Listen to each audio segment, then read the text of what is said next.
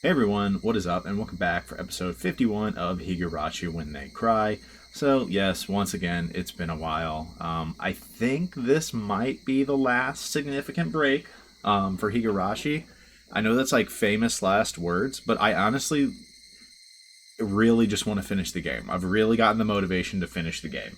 And so here I think I think this is finally it. We'll see. We'll see. Don't believe me until we get there. I will say that. Until that last episode drops, I'm not sure I'll believe it myself. I literally was in the middle of playing a great chapter in chapter 6, which I've really been enjoying, and I dropped it for a little bit. Right? I do regret that. I should have at least finished out chapter 6. I do regret that. Anyways, I'm not going to talk about the break any further.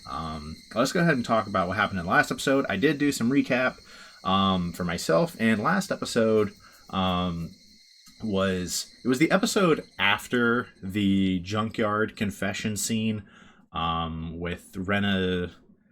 Rena, obviously, kind of her guilty confessions and everyone banding together to help her, right? Despite Rena fully believing that no one would help her, right, and that her hands were stained. And actually, honestly, I didn't even rewatch that scene. Not because it wasn't peak. I should have rewatched it for that alone. I just felt the need to. It was the last episode after that I focused on. So that the context is that happened. We move on a little bit, and Watson Nagashi has now happened.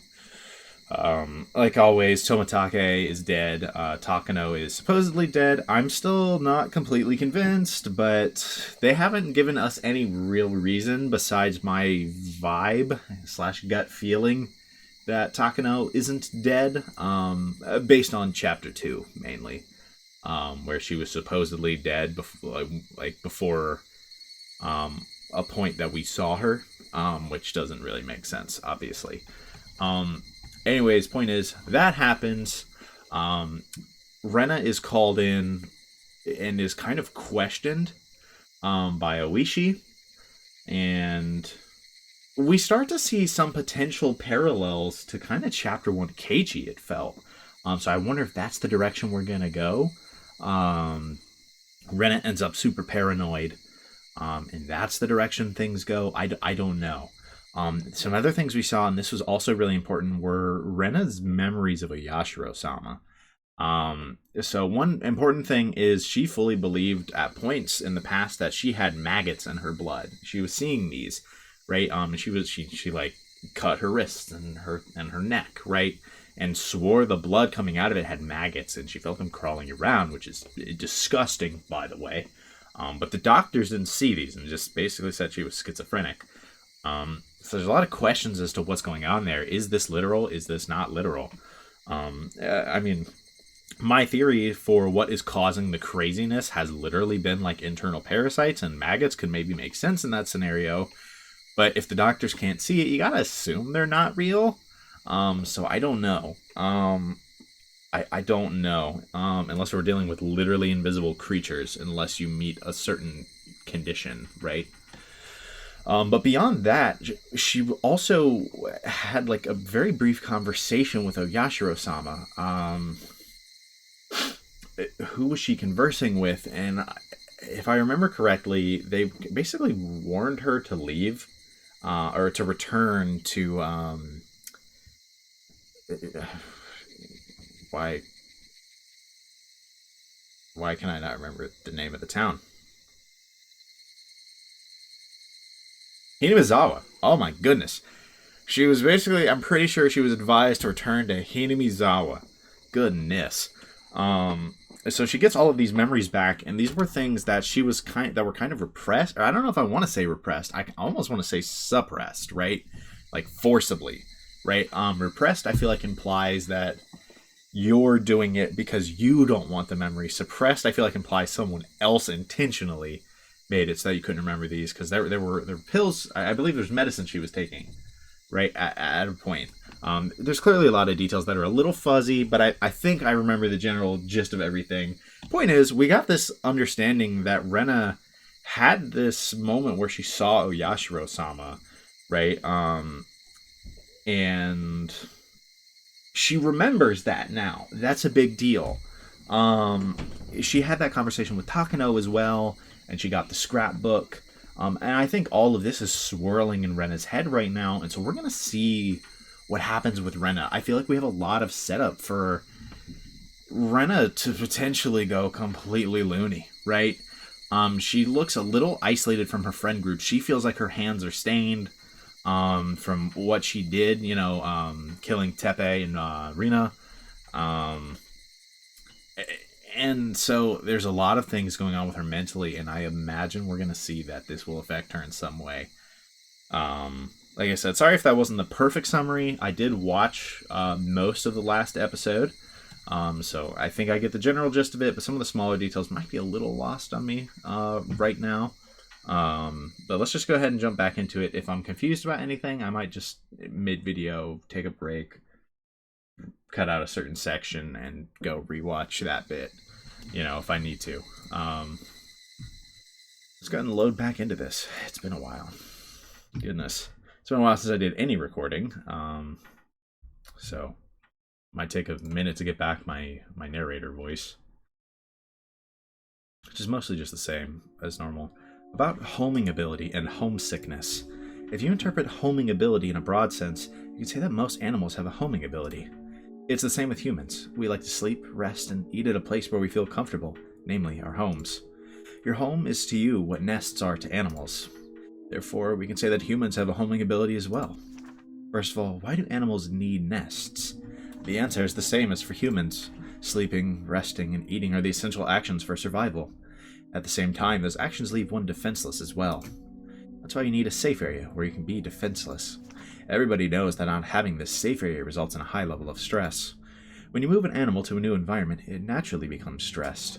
When you force a person to live in a foreign land where they aren't comfortable, they become greatly stressed as well. Everybody also knows that this kind of stress is called homesickness. The Japanese don't know much about homesickness. We defined it as a mental weakness, and we neglected to treat it for a long period of time. However, homesickness is a very long history. In Europe's Middle Ages, people believed that it wasn't a mental but rather a physical disease. People also believed that out of everyone, the Swiss got the disease the most. Really? I did not know that. The Swiss, you see, were known to be an ethnic group that worked away from home in that era. They lived far away from their homes. There were no telephones at the time, so they couldn't even hear their families' voices for ages and ages. It's easy to imagine that the young Swiss workers got homesick while working in a strange land. These Swiss who got homesick wanted to go home, but they couldn't because of their jobs. The conflict made them weak physically and mentally. Some of them went crazy and tried to escape from their reality by committing suicide or running away. The Swiss at the time were very superstitious, and many folk remedies and occult-like treatments to prevent homesickness went around. Since going home was the only treatment, they must have called it a fatal disease. But it isn't really one, of course. Specifically, homesickness is a sign of that human homing instinct. Your brain desires to go back to your safe area, namely your home. At first, your brain makes you remember the happy memories of your home, and it urges you to go home in a natural way. But when reason stops you from achieving your desire, your brain starts sending unnatural signals to your body. As a result, your body gets weak, and that makes it more difficult for you to live in a strange land. In the end, you have to bend reason in order to achieve your desire to go home. So, homesickness is born from our homing instincts. And the stronger one's homing instinct is, the stronger their homesickness. I really thought I had Steam notifications off. I do not. The strength of that homing instinct varies from individual to individual and depends on the environment in which those individuals live. When your home is safe and the environment you live in is dangerous, your homing instinct grows stronger. On the other hand, when the environment you live in is safer than your homing instinct becomes very weak. I wonder if that's the point here. Or part of it, because that's kind of how Rena felt. Safety isn't the only element that affects its strength. Cultural aspects affect it too. The many customs demanding families return home for major events varies with each region, so your birthplace's culture also alters the strength of your homing instinct. Amongst those regions, the transcendents of Onigafuchi village were believed to have an excessively strong homing instinct.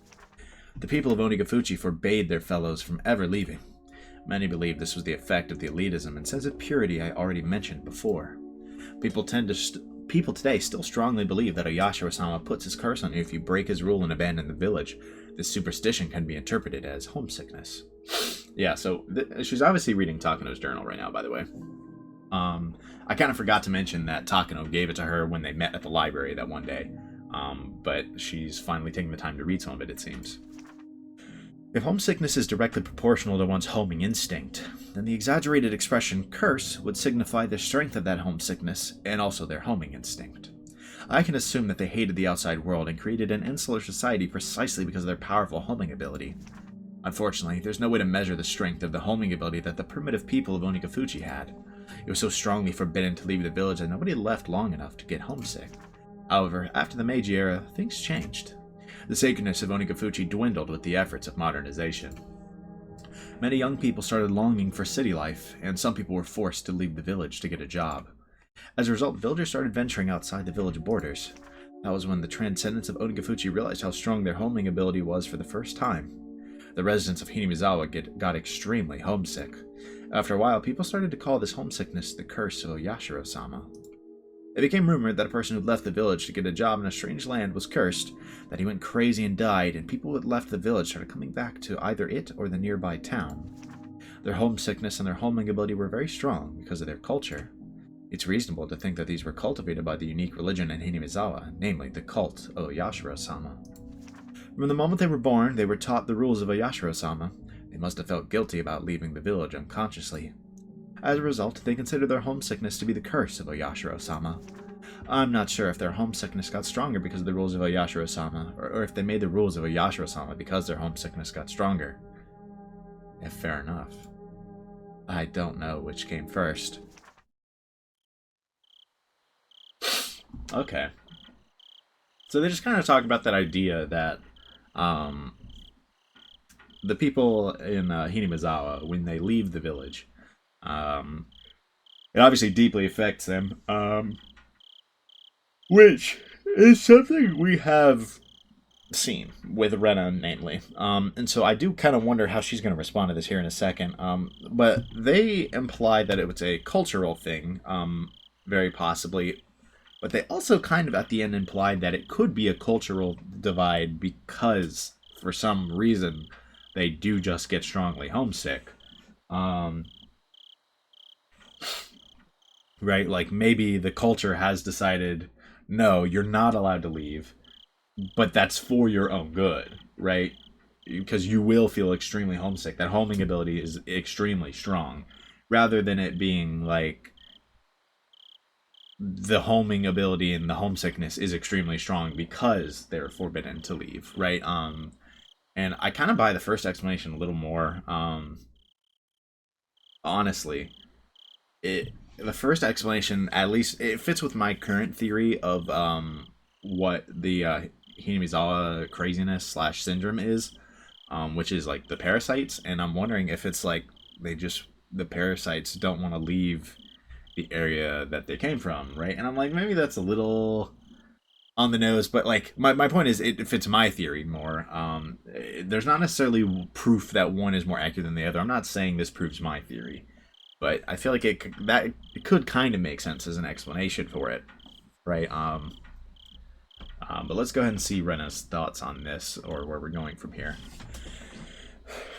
I got tired of reading such small print and lay down on the floor on my back. The true identity of the curse of Oyashiro-sama is homesickness? Mio-san believed my story, and she let me read these scrapbooks. That's why I expected to find something interesting. But what it's saying is that the answer to it all is homesickness, which many doctors told me so many times at counseling. I'm a little upset. The word homesickness can't explain the extraordinary experience I had. I saw Oyashiro-sama come down to me from a bright light in the bathroom. I saw the dusky red nasty maggots coming out of my blood vessels. The scrapbook doesn't explain any of that. I don't understand how Mio-san was going to explain the cloud of maggots. Maybe she didn't have any explanation of that to begin with. Was it just a delusion? I flipped through one of the other scrapbooks Mio-san let me borrow, looking for an explanation of the maggots I saw. Then I found it. Oh. It had the exact title I was looking for. About maggots and the curse of Oyashiro-sama. Now this is more what I want to see. In the Meiji era, a group of villagers were on their way back to Hinamizawa, and they started discussing a rumor about a weird disease. They said that maggots started crawling out of the wounds of a person who left Hinamizawa, and that the maggots ate the person's body from the inside. Okay, you can't tell me that doesn't sound like a parasite, man. The Shinto priest of the Furude shrine at the time explained that the weird disease was a sign of the curse of Oyashiro-sama. Yeah, boy, fish might keep on mining. According to tradition, the Shinto priest showed the villagers an ancient scroll and told them that the story of the maggots had been passed down through the ages. This is what the scroll said. The world where the demons came from must be interpreted as the land of death. And the demons in the land of death had to live their lives while being eaten by maggots. The villagers who are of the demon's blood had nothing to worry about as long as they lived in Hinamizawa under the protection of Oyashiro-sama. But once they left Hinamizawa, abandoning that protection, the maggots that had been sleeping in the blood of the demons would start to awaken, and they'd eat their bodies from the inside out. This maggot disease scared the villagers for a while, and they asked the shrine to provide them with protective talismans whenever they had to leave the village on business. This is interesting, as it's similar to the way homesickness was dealt with by the Swiss in the Middle Ages. After the war started, the delusion of the maggot disease faded away, but they remained accustomed to send talismans to families that lived away from Hinamizawa. The talismans had the word maggot on them. But the most interesting part about all this is that the residents of Hinamizawa didn't know about the maggot disease until the rumors began. I thought that their unconscious worship made those people think of homesickness as a curse. So this case of the previously unknown maggot disease directly contradicted the research I had done so far. It's natural to think that the group of people who were on their way back to the village were lost in a mass delusion because they strongly believed in the curse, and that the Shinto priest took advantage of their state of panic to instill a deeper faith in them. But I'm not fully convinced that it was merely coincidence that this mass delusion matched with the story in the old picture scroll. I wonder if it's possible to see maggots in a wound without having the prerequisite knowledge when a person is cursed by Oyashiro-sama. I wish Oyashiro-sama would put his curse on someone I could study. I'd love to see those maggots coming out of someone. I felt as if Mio-san was here and making that request of me. I remember. When she gave me the scrapbooks, she said that I might be the only one who can understand them. I felt good for just a moment, because I found out that the maggots weren't a delusion. But at the same time, it destroyed my excuse that it was a delusion. The maggots weren't a delusion. They were there. All of a sudden, my wrists, elbows, inner thighs, and neck started itching. I felt the urge to cut open a blood vessel, but I quietly held it down. I remembered that Mio-san looked very serious when I talked about the maggots. She must have thought it was creepy, but so did I. While I was crying because nobody believed me, part of me didn't want to believe that my body was filled with those creepy things. I think part of me wanted to believe that it was a delusion, but now I know it wasn't. It wasn't a delusion. There are some people who had the same experience. Maggots in the demon's blood will awaken when you lose the protection of Oyashiro-sama. In other words, they may not awaken under the protection of Oyashiro-sama. But all the villagers still have the maggots in them without knowing it. Isn't that more or less what I've been implying? Like, actually? I think this is more or less what I've been implying. People of the demon's blood are people who have the creepy maggots in their bodies. I tried not to jump to conclusions and flipped the pages again. I unconsciously looked for something related to maggots. About parasites in control of the host. Oh, snap! Come on! Bro, are you telling me I was potentially one episode away from having some of my theories directly addressed? I'm not saying confirmed or denied yet. Directly addressed, though. You're lying. Why did I stop here? Whatever, we lost that time, can't get it back. But what was I thinking, man? I really couldn't wait one more week to play Last Defense Academy? Are we serious? About parasites and control of the host. The maggot disease made me think of something. Is it possible to say that the extremely strong homesickness of Hinamizawa was an infectious disease caused by some kind of parasite? I'm not trying to connect the maggots they saw with parasites. I'm trying to think about the possibility that their culture, their religion, might be associated with an infectious disease. Many infectious diseases are caused unintentionally by parasites. The parasite's host is literally its home. It wants to live within the host's body for as long as it can. The best way to do that is to coexist with the host without the host knowing it. But some parasites try to control their hosts and use them for prosperity. For example, some parasites have an ability to control their host in order to force them to be eaten by a superior host. A typical example is the Dicrocelium dendriticrus.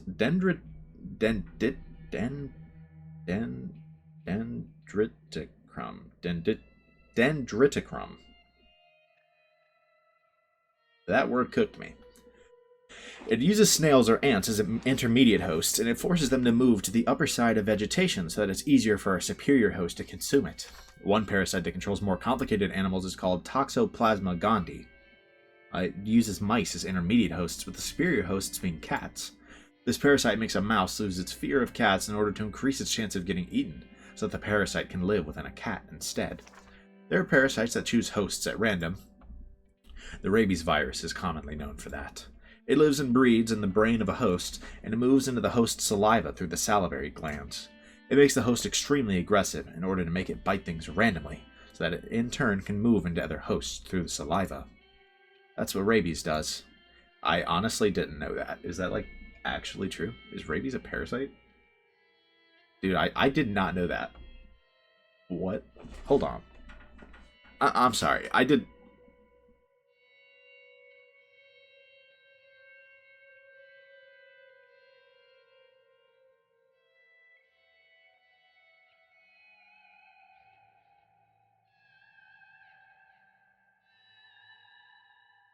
No.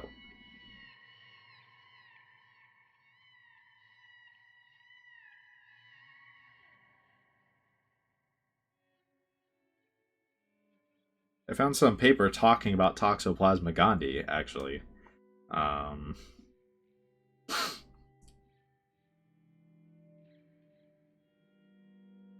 I'm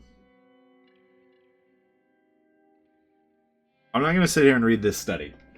I don't think rabies is actually a parasite, but I don't think it really matters. This is a fictional story.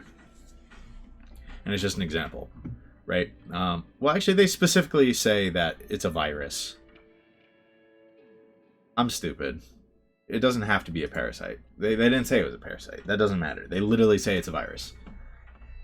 Many parasites have a similar ability to control hosts to their benefit. The examples I used above are about parasites that move into other hosts to prosper.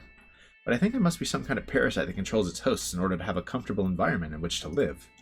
I want to try to connect this theory to the abnormal homing ability and homesickness of the Onigifuchi residents. Let's say there's some kind of parasite that exists in Hinamizawa, and it lives within all of the villagers' bodies. For the parasite, Hinamizawa is the most comfortable environment to live in, so it gives the hosts a strong homing ability in order to make them stay in Hinamizawa. Furthermore, it causes the hosts to get homesick whenever they ignore this homing ability and try to leave. Parasites need hosts in which to live. It's convenient for them if the host builds a community in the environment where it feels comfortable. This theory makes it easier for me to explain the mysteries I described earlier. The Transcendents of Onigifuchi knew about the existence of this parasite. They knew that, as hosts to the parasite, they couldn't live outside of the village. That's why they created a culture and rules that prohibited contact with the outside world. It also explains why people acted so abnormal during the dam conflict. So, the demons that came out of the swamp in the legend of Oyashiro-sama can be interpreted as the mass spread of the parasite. This is literally what I've been saying. Now that they're directly addressing it, I'm worried that it's wrong, but we're deep enough in that I'm like, they could really drop this information now. The story about the demons attacking the villagers must be a metaphor for the behavior of the infected villagers who were controlled by the parasite. This theory is too crazy. I should have just laughed about it. But I felt bad for Mio-san, so I decided not to. Hinamizawa is controlled by a parasite? You could use that theory to explain how the maggots came out of me. I felt a little bit dizzy. I was so confused, and a part of me thought it was ridiculous. And another part of me thought it was more convincing than any curse. But Mio-san was probably erased because she wrote these scrapbooks. If so, contents of these scrapbooks must be something that they can't ignore. They try to get all of her scrapbooks and consign them to oblivion. What if they notice some of her scrapbooks are missing? I felt a chill running through my spine. I have to keep it a secret that I have these scrapbooks. I'll have to try to understand more about their contents. I remember Mio-san told me that the three families are behind this series of mysterious deaths, and that they're trying to resurrect the cult of Oyashiro-sama. According to the theory I just read, the parasite must be trying to maintain the current environment of Hinamizawa. The healthiest environment for it is a completely closed village, just like the primitive Onigifuchi. It must be very comfortable for the parasite if no hosts go outside the village. They don't even like that the villagers often leave the village to go shopping. That means the parasite would try to goad the hosts into resurrecting the cult of Oyashiro-sama. I remember there was an article in the scrapbook saying that the demon's blood runs thickest in the three families. That would mean that they have a larger amount of the parasite in them than the other villagers, and that they're under its control. The three families seem to be planning to bring the village back to the Onikafuchi era. Reviving the Watanagashi festival after the dam conflict can be interpreted as their desire to revive the faith that had started to fade away in the Meiji era. The three families, especially the Sonozaki family, have a great influence over the region and the public organizations. What's going on here? I thought this to be a poorly written theory, but the pieces fit together, one after another. I've never played a jigsaw puzzle as crazy as this. I felt my brain swirling due to this absurd theory. A part of me thought this was ridiculous, and another part of me thought I might be about to expose an unbelievable truth. When I tried to look into the center of it, I felt as if I was going to fall into the whirlpool and drown. I'll have to devote myself to reading more seriously. There must be some truth to this. It caused misfortune and made my life miserable after I moved to Ibaraki. I might be able to find the truth, including the cause of my parents' divorce and my desperate behavior. Well, I mean, that one just sounds like it was as simple as your mom was cheating. But I understand, obviously, why she thinks it could be an explanation for that. Right then, I heard a knock on the door all of a sudden, scaring me. I hid the scrapbooks under a cushion. Rena, 電話が来てるぞ。電話? This is from Oishi. こんな時間に? 誰だろう? 本屋さんからだぞ。This is from Oishi. 本の取り寄せとか頼んだのか？沖宮書房の大石さんって人からだ。Exactly as expected, of course. Okay. We're just gonna, I guess, very briefly just say I mean, that's interesting that they're like fully addressing basically my parasite theory, right? The fact that they're at least mentioning it is, I don't know whether to make that out as a good thing or a bad thing for the validity of it, right? We're deep enough in that it could very well mean that it's a valid theory, right? I could definitely see it. We're not so early in that I'm like, this is such an obvious red herring. They're not going to give me that information right now. They could. It's interesting. I'm not completely sure. Rena uses this to draw the conclusion that because the demon's blood runs stronger within the three families, that naturally, that means they are 100% the ones in charge of everything that's happening. And to an extent, I can get that, and it might be true, but I'm still not completely sure that I'm sold on the fact that it's like everything that is happening. I don't think it's the three families, honestly. Specifically with the the yearly curse killings. I don't know. Maybe I'm buying a little too much into what happened with Satoshi, and specifically Oryu basically insisting, it's Oreo. Oreo insisting that it was not, basically all the evidence from Mion, not from Oreo, from Mion is that they didn't kill Satoshi. And I don't think the Furudes would have done it. I definitely don't think Rika is... I don't know. Rika could be a lot more deeply involved than I'm willing to admit right now. Rika's a wild card. I think she is trying to stop all of this. I very strongly believe that. But I guess you never know. Until we get there. I don't think it's her. And I can't remember the mayor, which family that is. I can't remember the last big family's name. I can remember, I think, the mayor's first name. I believe it's Kichiro. But I can't really remember the last big family's family name, because I don't think that was the family name. It might be, actually. That'd be kind of funny. But it's definitely possible that it's them. It's definitely possible. I will say that. You cannot cut it out. Excuse me. You can't count it out. But I don't know. Everything being the three families just feels like too convenient of an explanation. They could definitely go that route. And I don't think it'd be the worst thing ever. I don't think it'd be like a terrible explanation. Just my gut feeling is it's not them. Right? I still think that this is all. I still think the curse killings are Takano, basically. So I still agree with parasite theory, but I don't necessarily agree with the conclusions that Rena drew because of her readings of the parasite theory. Anyways, let's see what Oishi from the Okonomiya bookstore has to say. Oh wow, if I left-clicked once, we would have got a scene transition. Oh, someone pinged me on Discord. That's going to have to get ignored. Oh, we don't get to see it? Are we serious?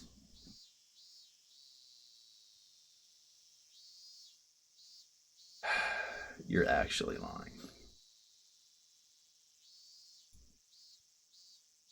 Bro. Are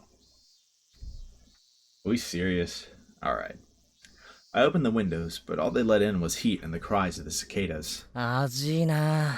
Poor Keiichi, bro. Ajine. It was break time between classes, but we couldn't really get any rest. Mion and I leaned on our desks, exhausted by the heat. The younger kids sure are tough, considering how the heat wasn't bothering them at all. They were running around the classroom despite the temperature. やっぱりさ、都会の学校だと教室にもクーラーとか入ってるわけ？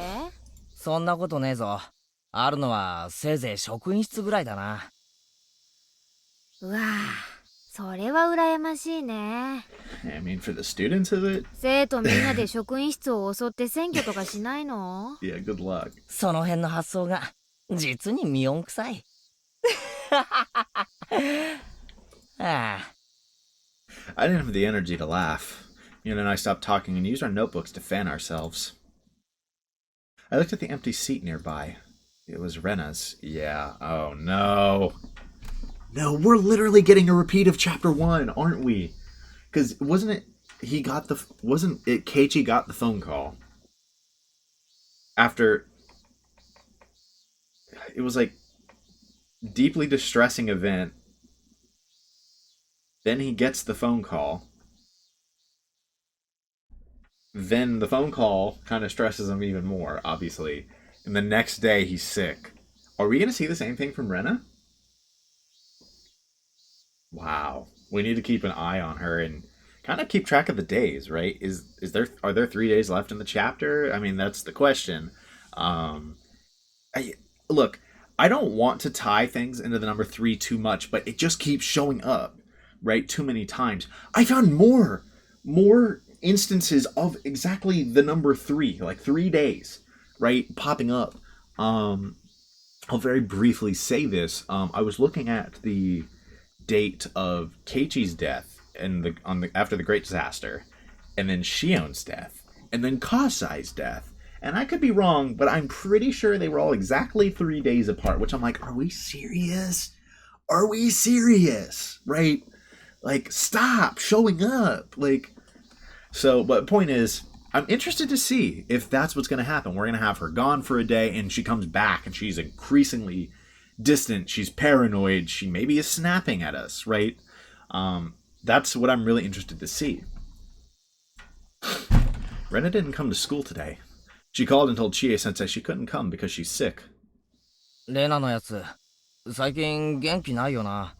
だね。暑さにやられたのかもね。なあ、本気で暑さでやられたと思ってるのか？ No. そう思ってるけど。She murdered 2 people. 例の一件がさ。かもね。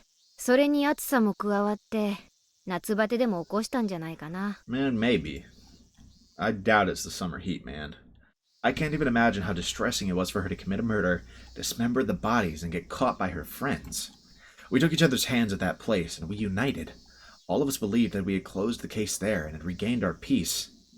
But was that as easy for Rena as it was for us? She must have not quite recovered yet. おじさんは How do you ever みんな recover で from 楽し that? く遊んでれば、そのうち元気になると思ってたんだけどね。How do you ever fully get over that, if we're being honest? そこまで心の傷が浅くなかったってことかな。こういう時さ、どうしたらレナを元気づけられるかな？ We need to get Shion in here. That's what we need. Oh, that's another important theory. So I did a tiny little bit more theorizing. Basically, throughout the week, while I was at work, I was thinking about the game a lot, but I couldn't really play the game. I couldn't find time. And the very, very brief rundown is I am fully on board with Shion saved Keiichi in the Great Disaster. Hell, I'm starting to really, really, really believe she caused it. I'll elaborate later, but the pieces are there for me. Especially after chapter 5, we know she has that ability to snap, right? And so that makes it even easier. It was already something I had considered in the past, but especially after chapter 5, I'm considering it a lot more strongly now. Like I said, it was the 3 days lining up between her death and Keiichi's. She kind of has the motive when you consider that Keiichi was trying to protect Satoko and all of her feelings towards Satoshi, and how he was treated and how he vanished and how it looked like the same might happen to Keiichi. And I mean, that right there is the motive. And I mean, basically there you go. There's the rundown. That's my explanation, right? How exactly she did it, I don't know. She's a Sonozaki. There's probably a way. She's someone who I could kind of see killing Irie, to be honest. Like, I think she makes a lot of sense as potentially who it was. Is it who it was? I don't know. We'll get there. We'll figure it out. But I think right now she's actually my main guess for who committed, who was responsible for the disaster. I think the most notable thing that kind of took me off of Shion, that I'm now not as convinced by, is I was like, oh, but there was that time that the gas leak happened again, right? And what I found out, I read it again, and when the extra gas leak happened, it said there was a survivor still alive, right? Keiichi, which means it happened before Keiichi died, which means it was not that long. And then I looked at the date of Shion's death, and it was 3 days. I'm like, that means it was probably around the same period, right, that it happened again. I just thought Shion couldn't have done the second gas leak. There's no way it was her. But I think she could have, right? And so I'm like, I actually think it was just her. Right, which is crazy. Is she not just a murderer, but a mass murderer? That would be insane, man. We'll see. I'm thinking this is going to be a lot more deeply tied to Chapter 1, despite the fact that it had Tepe. I don't think this is the tie-in. I don't think it's a direct tie-in to Chapter 1, but I think there's a lot of parallels, right, that we're going to see, and it might help explain Chapter 1, right? So let's just go ahead and move on. That was just a theory that it's kind of been in my head a lot, so I figured I'd mention it. 多分ほっとくのが一番じゃないかな。Man, I don't know about that. おいおい、そんなのでいいのかよ。俺たち仲間だろ。ほら、ホームシックってあるじゃない？あれもね、ちょっと寂しいからって言って、実家に電話なんかかけちゃうと、一気に発症しちゃうらしいよ。寂しい時はぐっと耐えて、例えばスポーツにでも打ち込んで気分転換を図るのが一番なんだってさ。Yeah, she's gonna devote herself to going crazy, I think. 気分転換させてやりたくても、あいつ最近部活に加わらないし。レナはどうか知らないけどさ、人には甘えたい欲ってのがあるんだよ。そばに支えてくれる人や同情してくれる人がいると甘えたくなる欲。慰めてくれる人が現れるとさ、際限なく甘えちゃうことってない？どうだろうな。際限なく甘えるってことは、相手の同情をより深く得ようとするってこと。そうすると、ケイちゃんは慰めてるつもりなのに、相手はどんどん落ち込んでいっちゃうことがあるんだよね。So she's kind of saying that by helping, it's almost enabling that depression, and if you just leave her on her own, she has to crawl out of it herself. 慰められて甘えられる。これに味を占めると、不幸に酔うのが癖になる。レナもその辺分かってるから、わざと一人になろうとしてるんじゃない？ I don't really agree with that read, Mion. I'm not gonna lie. 慰めや甘えが目的だったら、私たちのそばにいて涙を流せば済むわけだし。It's not that you're wrong about that, but じゃあ落ち込んでるレナを really どう励ませばいいんだよ。I don't really think that's the reason. 女の心情としては、辛さを励ましてくれるより、忘れさせてくれる方が嬉しいね。 Now that's completely valid, but I think Ren is still too far gone at this point, and I don't even necessarily think it has to be directly associated with the incident, right, of her killing people. Right, I think it's going to be more at this point seeing the parasite theory and then connecting it with her own experience, seeing Oyashiro-sama and the maggots. You could already start to see the paranoia building a little bit. Like, I gotta read more of this scrapbook. I have to keep it hidden. They might find me. They might have disappeared her because of this, right? Like, this might be why Takano disappeared, right? She had a lot of those thoughts. I think she's already started that cycle into paranoia. I don't think it's just as simple as just help her forget her pain and she'll be fine. I think she's cooked, bro. 慰めるな、励ますな。なんだよ。お手上げじゃないかよ。慰めるな励ますなは心理カウンセラーの鉄則だって知ってる？結局心の傷ってのは自分で治すようにできてる。 That is a very good point, though. That is 周 fair. りの人が治したとしてもそれは本当の完治じゃない。だからレナが自分で元気になるのを私たちは見守るしかないんだよ。 Yeah, I don't think it's that simple right now. 理屈じゃ理解できるが、なんだか薄情な気がして好きになれねえな。I don't see this going how they want it to. I clasped my hands behind the back of my head, looking at the ceiling. Mion laughed. それだけレナのことを心配してくれるケイちゃんが身近にいるならレナは大丈夫だよ。立ち直れるよ。 Yeah, we'll see, man. 近くにいるだけでか？うさんくさいな。圭一にだってできることがありますですよ。 What do you got, Rika? Because I like Mion a lot. I think she's a smart person, but honestly, at this point, I think Rika's wisdom might be better, right? Given that we know she's almost certainly been time looping, right? She might understand the situation that's truly at hand and have real advice that will maybe help save Rena here. Rika-chan spoke up. I wonder how long she'd been listening to our conversation. 俺にもできることがあるのか？レナが話したいと思った時や打ち明けたいと思った時に静かに聞いてあげることなのです。 Also good advice. Kind of in the same vein as Mion's. 聞くだけでいいのか？励まさなくていいのかよ。ケイちゃん、打ち明けるだけで心が軽くなるもんだよ。静かに耳を傾けるのが何よりも嬉しい時ってある。ミーの言う通りなのですよ。レナが話したいと思った時、いつでも話しかけられる場所にいてあげるのもきっと仲間として大切なことなのだと思いますです。 I left clicked way earlier than I needed to. Mion and Rika-chan were absolutely right. I was going to pat Ren on her shoulder and tell her to cheer up when I saw her next, but now I know that it would have been one-sided on my part. Rena doesn't want to feel down herself. She wants to cheer up if at all possible. If I cheered her up irresponsibly, she'd be very disappointed, because she'd think that I didn't understand her pain. そうだな。俺、ちょっと人の心ってやつを理解しようとしてなかったな。レナを励ましたいのは俺の欲求であって、レナの求めることじゃない。ありがとな、二人とも。俺、ひょっとすると今日まで何か勘違いをしてたかもしれないぜ。 On that day, I thought I cheered her up, but I started to doubt if I had reached her heart. I might have just been dragging her someplace where I wanted her to go. I wasn't on her side in the real sense of the term. All of a sudden, Rika-chan patted my head. 圭一は一番のレナの味方ですよ。それは疑わなくて大丈夫なのです。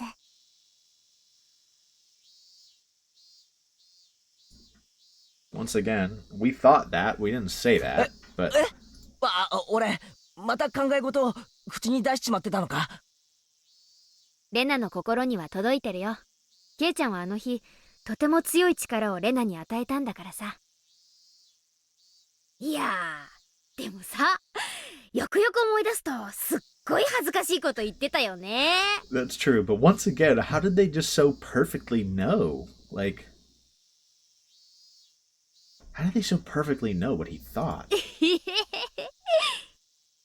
We heard footsteps from the hallway and everybody started to head back to their desks. お待たせしました。それでは委員長、起立。 I really would not be shocked if that turns into a plot twist at some point. Like, the way that it seems like Keiichi's thoughts are being constantly read by, like, often those two. I think it might have been Takano at a few points, as well. But I feel like it legitimately happens. I'm like, I don't know if that's just one of those, like, haha, funny, like, Keiichi's thoughts are so obvious, partially because maybe his facial expressions, things like that, right? Or if it's going to be literally like, you thought it was innocuous. You fool. Truly, they could just read his thoughts, right? And I'm like, I don't know. We didn't have a club meeting that day because Rena wasn't around. That worked out for me, because I had an errand to run. It wasn't a big errand. My mom wanted me to use her point card to get some detergent. I didn't see the point of going all the way to the store just to get detergent, but my mom told me to go because she's busy helping my dad with his work. I started walking towards the shopping center. I noticed someone was watching me, hiding behind a distant tree. I wonder who would do such a mischievous thing. I started them to find out who it was, at which point they emerged. Rena じゃねえ I was か。 gonna say, it's definitely Rena. Are you feeling better now? I was about to say that, but I swallowed the words. Somehow, Rena looked very serious. どうしたんだ？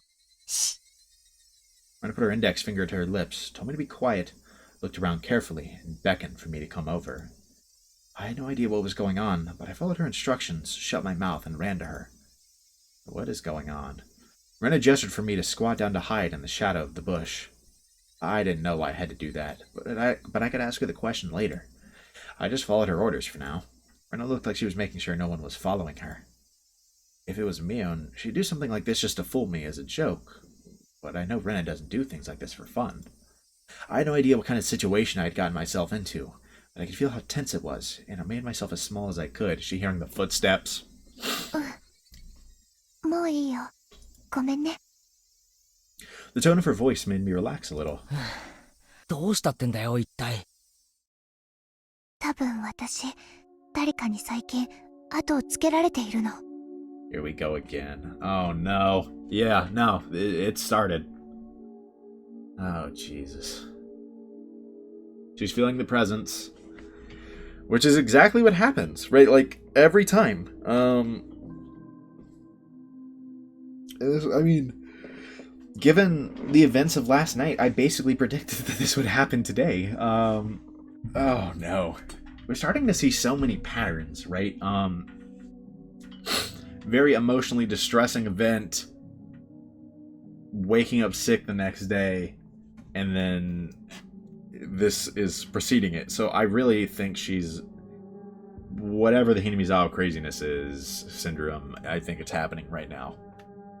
なんだって？ Who would follow her? When I thought about it, I realized how stupid the question was. まさか警察かよ。 Rena Mamiya and Teppei Hojo, two people disappeared. Even though they were awful human beings, the police had to investigate if they found out that they'd gone missing. It probably wouldn't be difficult to find out that Rena had often been to Rena's house, but it should be okay. As long as they don't find those bags, it should be okay. 警察なのか、警察じゃないのかはわからないけれど、綿流しの夜以降、誰かにずっと見られている気がするの。 Yeah, I felt that way since the night of Watanagashi. Okay, so maybe this has been going on a little longer than... Yeah, okay, I was kind of implying that this was a brand new thing, but... Maybe not. It's been 2 nights now. どういうことだよ。 Once I asked that question, Rena stared directly at me with a blank expression. Her eyes looked as though they were evaluating me. She stared at me as if she was assessing whether I was worth talking to about something very important. Rena squeezed her own wrist tightly and started talking in a whisper. 話してもいいけど、誰にも内緒にできる。あ、もちろんだぜ。レナがそうしろってんなら、誰にも喋らない。うん、圭一くんなら信用できるよ。 He's gonna tell like Mion or something, and then it's gonna go crazy, isn't it? She smiled and looked around one more time. 連中はひょっとすると、ミオさんのスクラップ帳を探しているのかもしれないの。Yeah, that paranoia is fully set in. ミオさんって、ああ、看護師の高野さんのことか。あとスクラップ帳って何のことだ？秘密の捜査になっているって言ってたから、多分圭一君は知らないよね。高野美代さん殺されたんだって。いつ？ She told me to be quiet again. I lowered my voice and let her continue. 綿流しの夜、私たちは美代さんと、あと富武さんに会ったよね。あの直後に二人が襲われたんだって。富武さんはお社様のたたりにあって喉をかきむしって死んだ。美代さんは岐阜の山中で焼き殺されていたと言ってたの。それ本当かよ？そんなの誰も知らないぞ。うん、それは警察が伏せて捜査をしてるからなの。hinamizawa村連続開始事件は今年で5年目になっちゃうでしょ。だから変に騒がれたくないんで事件を公にしていないんだって。なるほど。秘密捜査なのは分かったが、レナはそんな話どこで聞いたんだよ？内緒だよ。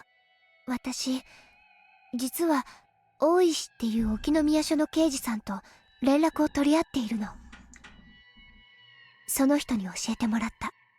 どうして大石って人がレナに？ It is a good question why specifically she was told this chapter, when it was Keiichi that was singled out and won. さあ、ちょっとそこはわからない。彼が言うには、私なら信用できそうだからって言うんだけどね。What allows her to be trusted is the question. How does he choose who he trusts? I was dumbfounded to hear all this, but I knew she wasn't lying. If it was Mion, she'd be sticking her tongue out by now, but Rena wouldn't make a joke out of something like this. ミオさんが殺された理由は、多分彼女の研究のせいだと思うの。ミオさんがこの村の歴史とか民族学とかそういうのを熱心に調べてたってのは知っている？なんとなくは聞いたことある。Takano-san was interested in the occult and in mysterious things. I remember Mion once told me that she was studying the village's legends of man-eating demons out of curiosity. 彼女は多分その研究の中でこの村に関するある重要な秘密を知ってしまったの。あるいは彼女はそんなにも確信には踏み入ってなかったのかもしれないけど、そうは思われなかったんだろうね。ちょっと待て、この村の秘密ってなんだよ？私はミオさんのスクラップ帳をほんの数冊借りて読んだだけ。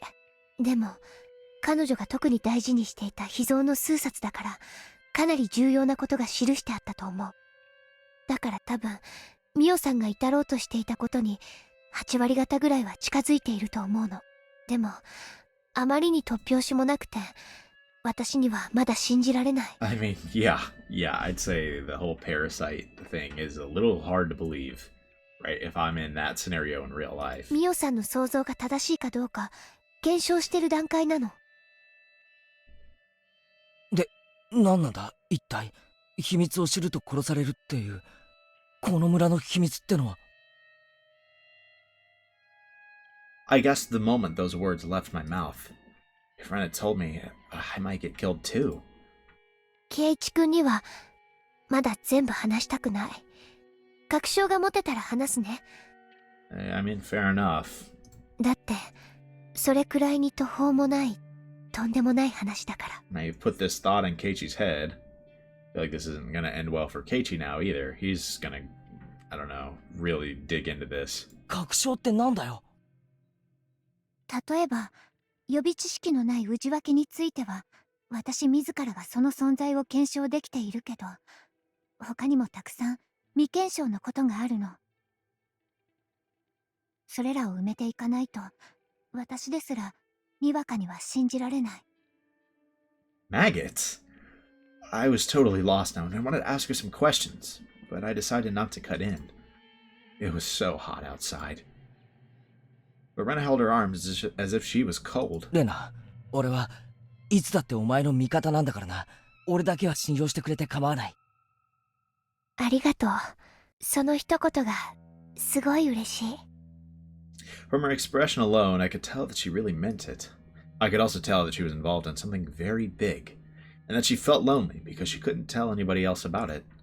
I had to be on her side while she was going through a difficult time. 私とね、今日ここで出会ったことは内緒にした方がいいと思うの。私と接触があったことが知られたら、圭一君にも危害が及ぶかもしれないから。 It's not impossible, I suppose, but I definitely think that... I think the paranoia is definitely hitting right now. You know? I don't think it's hard to see that with Rena. 俺に何か協力できることはないのかよ。今はない。でも協力をお願いできることが分かっただけで、今の私には心強いよ。最後には頼らせてね。おう、任せとけ。し、車が来る。 Rena pushed my head into the bush. I went along with it and crouched down even lower in the bushes. We stayed quiet for a while. I could hear a car coming closer, and after a while a white van passed by. Oh, wait, snap. The white van? I was surprised at her hearing. She heard the car coming when it was still far off in the distance. 今の車、ナンバー見えた？いや、ごめん。見えなかった。私もちょっと見えなかったけど、多分さっきと同じナンバーの車だと思うの。 Yeah, hold on. Actually...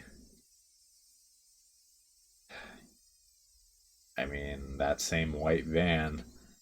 We're definitely starting to get some Chapter 1 parallels. I'm expecting some Chapter 1 answers within Chapter 6. The question... excuse me. Why do I yawn so much when I record, man? The question, naturally, is why would this car be following her?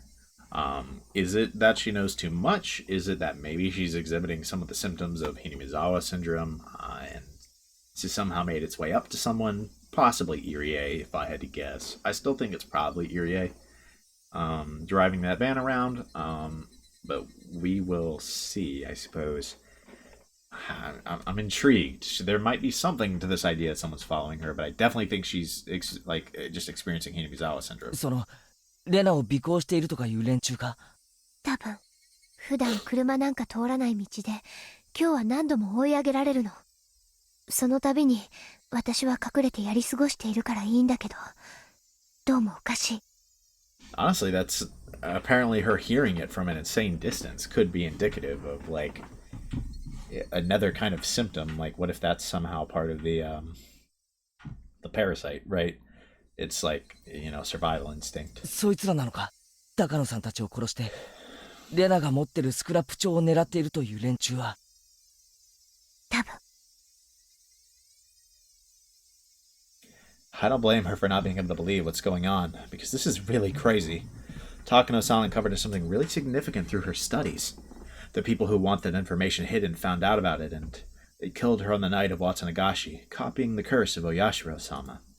They're looking for the scrapbooks, the fruits of her research, and Rena has them. That's why they're trying to kill Rena? じゃあレナの家が危ないってことはないのか？大丈夫。スクラップ帳はゴミ山の私の隠れ家に隠してある。お父さんが不安だけど、何も知らないからこそ何も危害が及ばないかもしれない。圭一くんが言わなくても顔に書いてあるよ。突拍子もない話でとても信じられない。 I will say, in Rena's spot, telling Keiichi exactly where it is bold. Because there's always the possibility that he accidentally leaks this, maybe even just to Mion or something, right? I wanted to deny it, but I felt bad to lie. I felt bad to lie. I felt bad to lie. I remained silent in the affirmative. Yeah, it does sound too crazy to be true. それが当然の反応。私だってミオさんのスクラップ帳を読み始めた最初はなんだこりゃって思って全然信じられなかったもの。すべてに目を通してようやく何かの筋が見えてきたんだもん。すまん。もちろんレナの味方になりたいのは本心だ。でも話が全然見えないんでどう助けてやればいいかわかんないんだ。話せば圭一くんの身にも危険が降りかかるよ。Yeah, I mean, in Rena's spot, I feel like that's a valid belief. レナにはすでに降りかかってるんだろ。ならおあいこだぜ。気にするな。わかった。話す。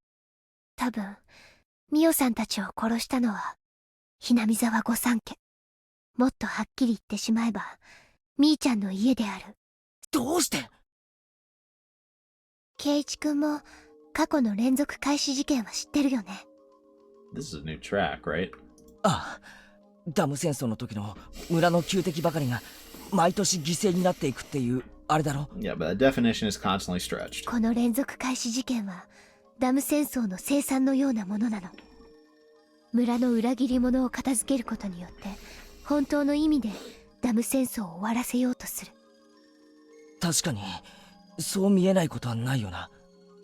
誰もがはっきりと口にはしないが、うすうすと園崎家の仕業だと疑ってるみたいな話は聞いたことあるぜ。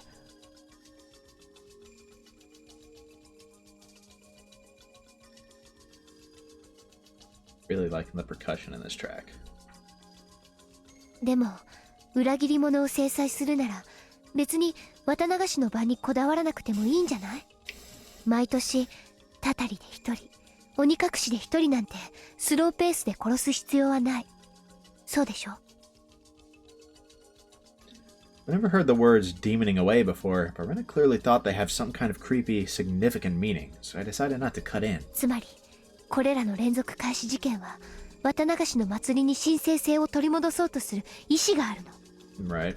もっと踏み込んで言うと、明治以降に失われた鬼ヶ淵村の神聖性を取り戻すための段階的イベント。彼らは最終的には太古の昔にそうだったような原理的なお社様信仰を復活させることを目的としている。Yeah, I'm definitely not shocked that Rena believes this. Do I fully believe it? I don't know. It makes sense. I can fully get why someone would believe that that's the reason behind things. It just like, for some reason, I can't fully believe it right now. お社様信仰。 Well, no, it's not that I don't fully believe it. I guess I just still don't believe it's the three families. I'm like, I could see it being Takano. like, 古出神社のことか。it seems like something Takano would be interested in. Wouldn't it be funny if Takano has actually been innocuous this whole time? And here I am like, it's Takano! It's all Takano!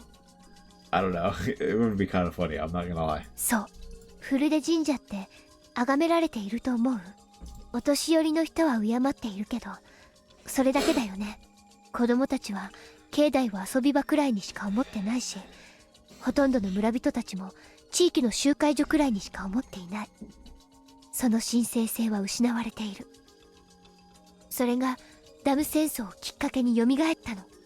彼らはそれをお社様信仰を復活させるいい機会だと捉えた。ってことはつまりお社様信仰の狂信者たちが裏で暗躍しているってことか。 Yeah, I can definitely believe that bit. そういうこと。 Just not quite in agreement on who they are. そもそもお社様信仰は御三家によって管理されていた。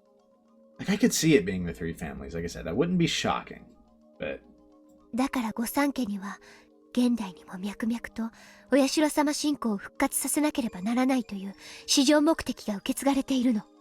それを思えば御三家がダム戦争中に村を一丸にまとめたり、廃れかけていたお社様を引き合いに出し、古出神社にわざわざ同盟事務所を設けた理由も透けて見えてくる。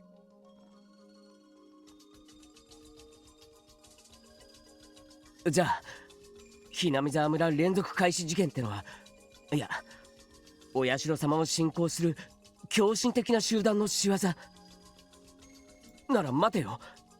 どうして高野さんが殺されなきゃならないんだ？それは御三家が鬼ヶ淵村と呼ばれた太古からずっと隠してきたこの村のある重大な秘密に関係があるの。 I will say, in theory, I could see her being killed for that. それを暴かれるとお社様という神の神聖性が失われる。 I think there's more to Takano than just researcher of, customs that's trying to uncover things and dies in the process. I don't think that's all there is to her. But like,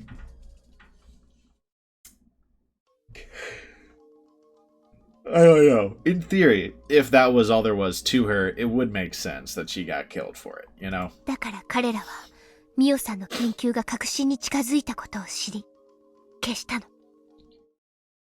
その重大な秘密ってのは何なんだ？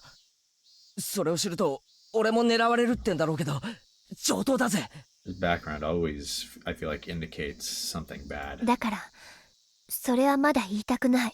私自身が10割の確証を Or 得る like まで high stress 言いたくない。 slash anxiety, 多分 you know? 今ここで話しても圭一君は耐えきれなくなって笑い出してしまうに違いないもの。おいおい、俺がそんな奴に見えるかよ。もう少し時間が欲しいの。あまりの事実に私ですら受け入れきれていないの。だからもう少し時間を欲しいの。お願い。わかった。今日ここで話したことは誰にも喋っちゃダメだよ。 That includes Mion. みーちゃんとリカちゃん、 Yeah. もちろんさとこちゃんにもダメ。 Mostly Mion, though, in my opinion. わかったよ。じゃあ圭一君はもう行って。 I think that, if he told Rika things, it actually wouldn't hurt at all, and in fact might help. But, you know, in their spot, I can't say I would be like, we can tell specifically Rika. 私はもう少し辺りを伺ってから行く。用心に過ぎるということはないからね。 Rena ducked low in the bushes and moved away. I was left alone there. The cries of the cicadas surrounded around me, making it seem as if I was alone there the whole time. I started walking, still dumbfounded. In the end, Rena didn't tell me the secret because she was afraid of putting me in danger, but she told me clearly that there are people who want to resurrect the cult of Oyashiro-sama, and that they're among the 3 families that control the entire village. They orchestrated the series of mysterious deaths for that purpose, and they killed Takano-san because she got too close to the secret they wanted to hide. Rena met Takano-san and happened to obtain the scrapbooks in which Takano-san wrote about her research. Rena still can't believe the secret written in the scrapbooks because it's just too crazy. Hey, come on, Rena. You're kidding me, right? It's like one of those comic book stories. A mysterious occult group is plotting a conspiracy? I mean, it's not funny even if it's a joke. But Rena's right about one thing. Even if this is true, it's really hard to believe. I understand why Rena would want to wait to tell me the secret. Maybe she was just fooled by Takano-san. But Takano-san was murdered for real. So is it also true that someone is following Rena, looking for the scrapbooks? I remember Rena said that a white van was following her. You can see white vans anywhere. I bet there are a lot in this village alone. She might just be oversensitive to everything right now. Rena hasn't recovered from the shock since that day. That's probably why she got the idea in her head that the police or someone else is coming after her. I didn't cut in while she was talking. I think I did the right thing. If I had said that it was ridiculous or something to her face, Rena wouldn't have trusted me ever again. At that point, however, I gasped.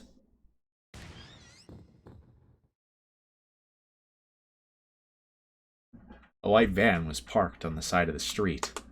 Uh-oh. Keiichi seems to think that this is ridiculous and that she might be oversensitive, but we'll see if after he sees this, he feels the same way. I wasn't sure if this was the same car that passed by earlier, since I didn't see the plate number. But the number of people in the car and the ambience of it was similar to the one earlier. There's one other thing that looked suspicious about it. There's no reason to park here. It was on a small road in the middle of the woods. There's nothing around here. No traffic lights, no vending machines, and no public phones. I probably wouldn't notice it under ordinary circumstances, but I felt something was wrong. Once I noticed how odd it was definitely suspicious. There were 4 men in work uniforms in the white van. The driver was smoking a cigarette, while the other men were just sitting there doing nothing. If they wanted to take a break or have a smoke, they could have chosen a better place than here. It was possible that they stopped because they had to go to the bathroom really badly. But it didn't seem that way either. They didn't look as comfortable or relaxed like they would if they were taking a break. They looked like they were waiting for something to happen. There was a deep tension in that car. Could they possibly be waiting for Rena? No way. I didn't see anybody walking around here. This road is a back road. Nobody really uses this road, let alone by car. But it's impossible. I felt bad for Rena to even think about it, but This must be something that she got into her head because she's feeling victimized or something. She must be imagining things because she's still nervous from when her friends caught her in the act of killing Rena and Tepe. 兄ちゃん I heard someone say that when I passed by the van. He couldn't mean me. He didn't even know who I was. So I assumed he was talking to one of the other people in the car. I pretended I didn't hear him and kept walking by. And then he said it again. And honked the horn as well. 兄ちゃんすまんね This is interesting. We might finally learn a little bit about who is in the white van. See if maybe determine if this connects to chapter 1. I think it's really interesting how this is. It's literally a mirror of chapter 1, right? 学校の帰りかいね He had a strong accent similar to that of the older villagers. He must live here, but I didn't know him. I could tell he didn't know me either because he didn't call me by name. はい、そうですけど。兄ちゃん学校からこの道をずっと歩いてきたんでちょうど文房具屋の角を曲がってそうですけど、何か They were probably lost, I thought. This village has many small turns, and you can easily get lost when you try to take a shortcut. So they must have been waiting for someone to ask for directions. But then he said something disturbing. 兄ちゃんさこの道の途中で女の子に会わんかったかいね Yikes. 白い帽子に白い服を着た女の子なんよ Oh no. 紫のリボンもついとん会わんかったかいね They were definitely talking about Rena. いえ Least suspicious response.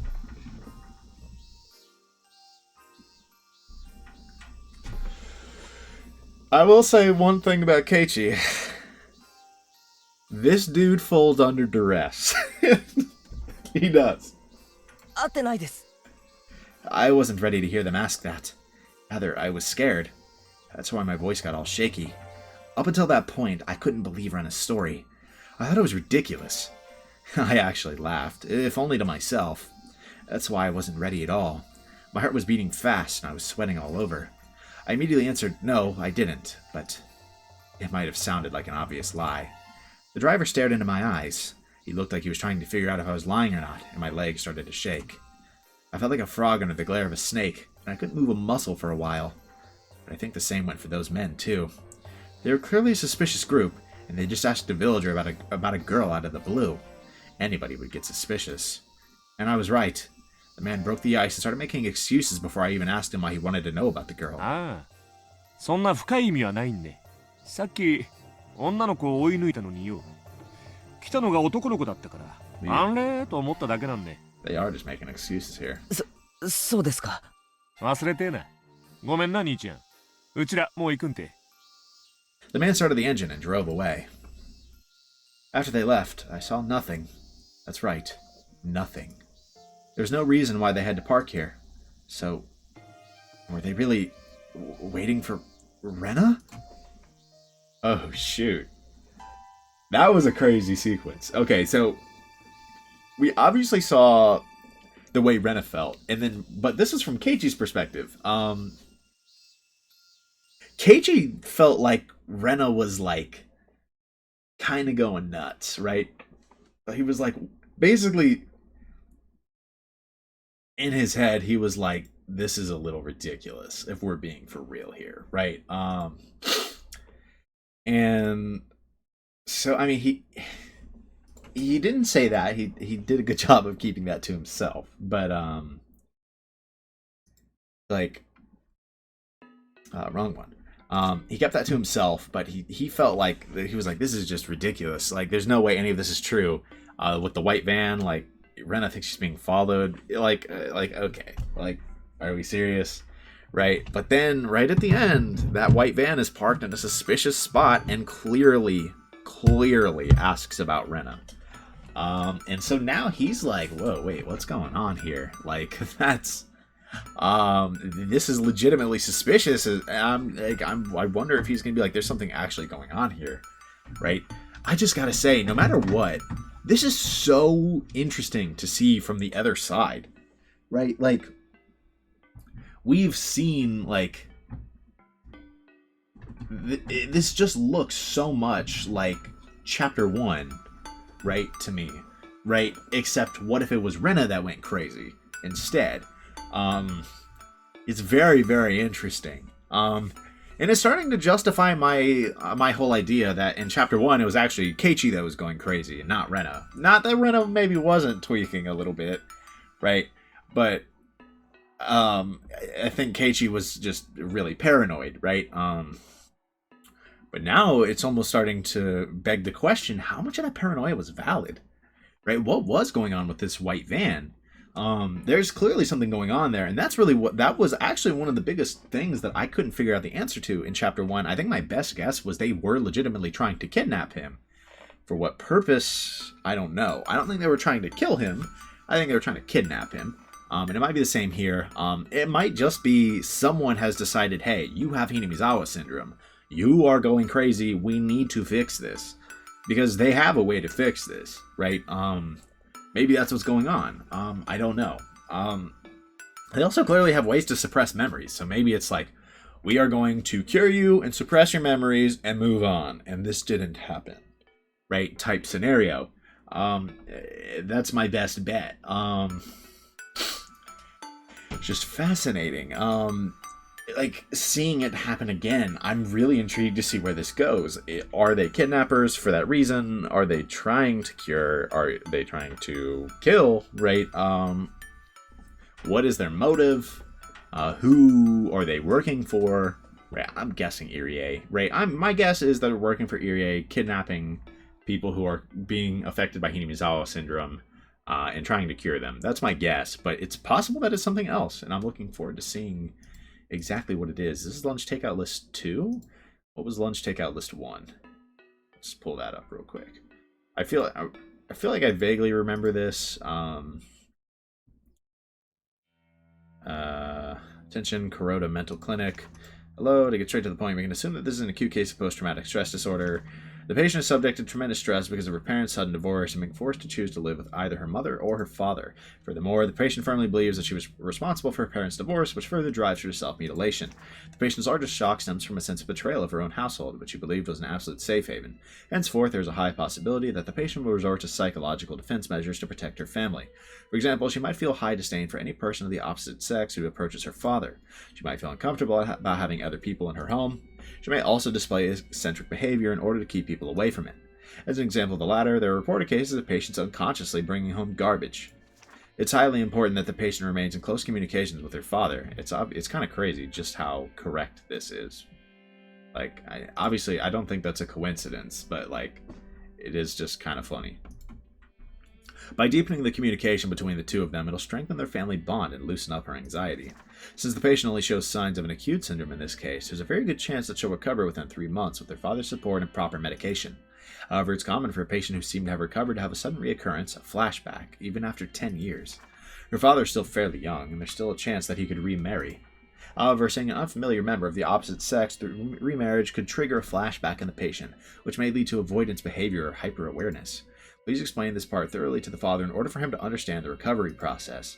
Should the father decide to remarry, it's recommended that he should hold off in telling the patient until she reaches the age where she's capable of living independently. Also, the cause of the patient's psychosomatic self-mutilating behavior, delusional parasitosis, seems to be its own culture-bound syndrome. The patient blindly believes that leaving her home village will cause a curse, and that this curse was the cause of her parents' divorce. We believe this is a subconscious defensive mechanism to reduce her mental trauma by shifting the blame from herself to her village's curse. According to the patient's statement, the culture of her village is extremely strict and exclusive. The patient believes that there's no way to be saved from the curse other than by going back to the village, as the curse will continue as long as she lives in her current environment. Through this, we see an inclination of schizophrenia, and believe the chances are high that the patient will continue to alter their perceived reality.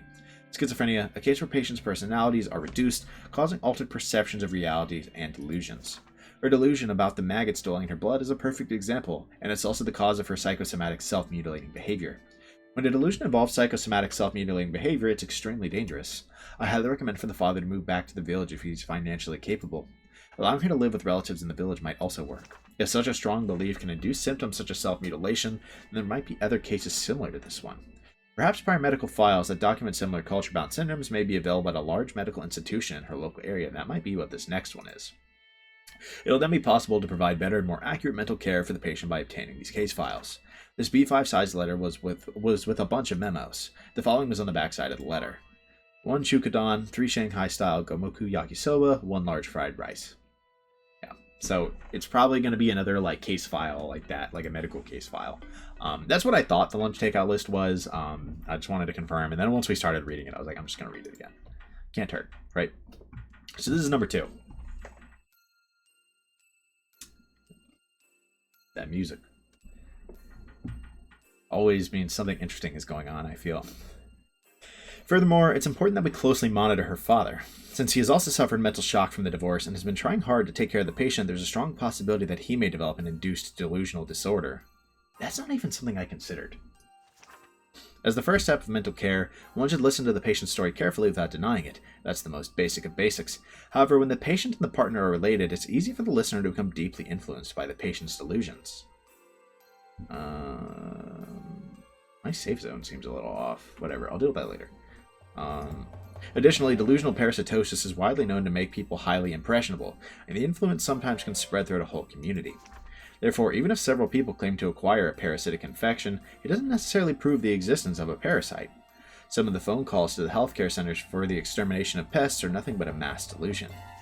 Since the subject matter of the delusion in this case is extremely rabid, the patients might harm or even kill each other in abnormal ways, believing this to be the treatment for the disease. They might also give up hope and commit suicide together, in the worst case. So it feels like they might be directly responding to parasite theory.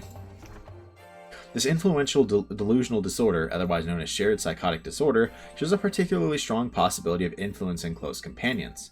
Anyone who's going to contact the patients must be made to understand that the patients are under medical treatment and must be warned not to be influenced by the patient's delusions. Individuals who are likely to be easily influenced are the patient's family members and people who deeply care about the patients, such as boyfriends or girlfriends. Hey, where was the lunch takeout list? Where's the order? I feel scammed. So basically what they were saying there is that people close to someone who are experiencing delusions might, they might share the same delusion as a result. It is actually kind of funny, again, how obviously they are referencing what was just written to really make you wonder, right? What is true, what's not, right? In this case, they're talking about, even if several people think they have a parasitic infection, it doesn't necessarily mean there is one in the first place, but this belief that they have it, this kind of delusion, they can spread it to other people and start to make them paranoid, and it can result in some extreme circumstances, including murder or suicide. And it, like they said, are a particularly strong possibility of influencing those close to them.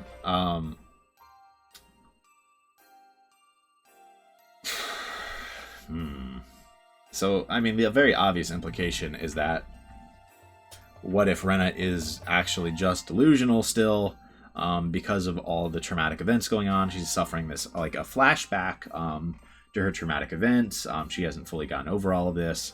And so she is just delusional, seeing things that make sense to her, and is now kind of confirming her own theories. And seeing things that aren't necessarily true. Delusions, right? And because of this, as she shares them with Keiichi, the first sign that they could be true with that white van means I feel like Keiichi might believe them now, right? And so it might gradually spread. What if Keiichi tells Rika, right? What if, or like Satoko, something like that, right? Because he deeply cares for her, and he's more likely to be easily influenced by her, which is interesting. So we're gonna see how this influences Keiichi. Because for a second he was like, no, this is ridiculous. But the first time he sees a potential evidence, suddenly he's like, I don't know what to think. Right? And this might turn into, I know what to think. They're trying to kill her. That's crazy. Right? It could turn into that. We'll obviously see. That was a fascinating chapter. Very fascinating. Okay. I mean, we're just gonna keep on playing, really. I don't really want to end it there, so I'm not going to. Um, kind of that simple.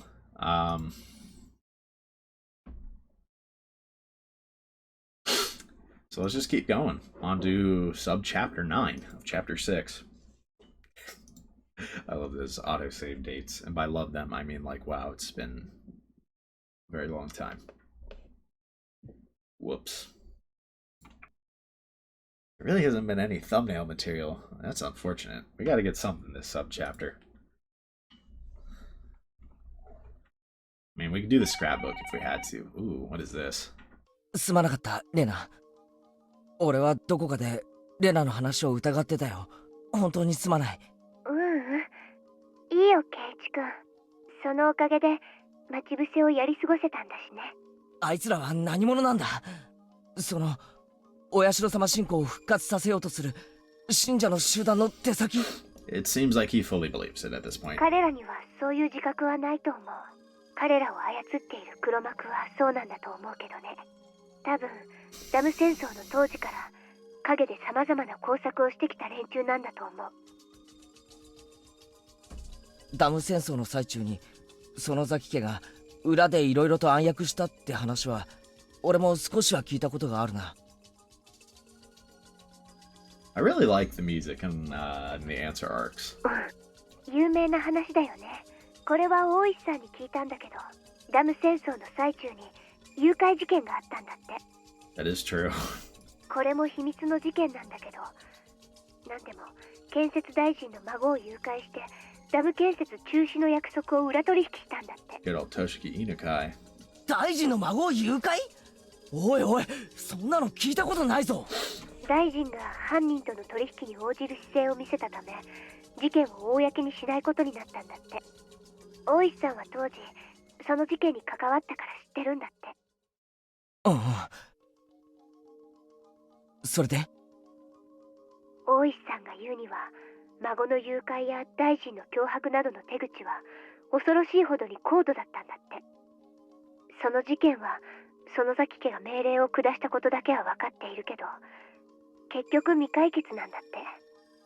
当時園崎家の当主である園崎お涼は武装闘争の方針を打ち出していて、配下である暴力団組織の中に特攻隊を組織したそうなの。Has that been mentioned before? That's crazy. ダム計画の撤回がどうしても望めないときは、建設省に突入して武力制圧しようなんて、そんな物騒な計画を本気で練っていたらしいの。Everybody knows that the Sonozaki family had tried to stop the dam project, even if it meant breaking the law. So I wasn't so surprised to hear that she had a dangerous plan like that. I mean, I'm not just, like, shocked. I'm just like, have we heard that? That she was straight up like, I've got an army. Actually, I wouldn't be surprised if it was Miyo who came up with the idea. The plan sounded just like her. 結局、その計画は計画のままで終わったんだけど、それを実行するための特攻隊の訓練というのは行われていて、相当高度なものだったらしいよ。Uji uncovered the information right after the dam conflict ended. At the time, Oreo even said that if the village is going to be submerged, all members of the Onikifuchi Guardians would choose to stay in their houses and drown. So because Oreo was behind those things, I couldn't just laugh off the idea of an armed assault on the Ministry of Construction. According to the information Oichi sees, she planned a suicide mission as a last resort when the dam conflict started to heat up, in case the resistance wasn't successful. She had actually obtained weapons and put people through training for the sake of that plan. The Special Attack Corps were flown to America, having received a huge amount of money from Oreo for the operation. In the southern desert of the United States, some retired military soldiers gave them highly professional training. While the plan was never carried out, the Special Attack Corps became a death squad under the direct control of Oreo after they came back from America. They were involved in many unsolved terrorist incidents, and they succeeded in kidnapping the grandson of the minister as well. 嘘みたいな話だな。 Yeah, it does. みーちゃんがよくヘリの操縦から無線機まで何でもできるみたいなことを言うでしょ。That's true. あれは本当。みーちゃんも当時その訓練に参加してるらしいよ。じゃああいつ本当に？まあみーちゃんの話はともかく。If true, that's crazy. このひなみ沢には大臣の孫すらも誘拐できるだけの暗殺部隊が存在するってことだけは疑っちゃダメ。I didn't take a close look at the four men in the white van today, but thinking about it, they did look professional in a way. They were pretending to just be taking a break, but I could tell they were tense the whole time. それであいつらはレナの命を狙っているのか？多分狙ってはいないと思う。殺すだけだったら私もう殺されてるよ。じゃあ狙いはまさかあれか？高野さんのスクラップ帳。圭一君が見た通り連中は相当警戒心が強いみたいで、隙を見つけない限りは強引な手段に訴えてこないみたいなの。だって強引な連中なら私の自宅の寝込みを襲えばいいんだから。それをしないってことは結構慎重だってことになるな。多分私がスクラップ帳を持っているという確信がないからだと思うの。彼らはミオさんを殺し、持っていたスクラップ帳を全て処分しようとした。Yeah, I mean, the question is how much of this is really true, right? Like, is it my idea of, like, they know she has Hinamizawa syndrome and are trying to maybe fix that or eliminate her, maybe? I don't know. Or are they trying to obtain these scrapbooks like Rena believes? ところが一番重要な数冊が抜けていた。それで自分が狙われているのを察して誰かに預けたんじゃないかと考えてるんだと思うの。その有力候補が私なんだと思う。でも確証がないから強引な手段に訴えられないんだろうね。レナ、お前かなりヤバい橋を渡ってるんじゃないのか？そうだね。ちょっと怖いかな。でもそう簡単には消されないよ。私は大石さんと連携している。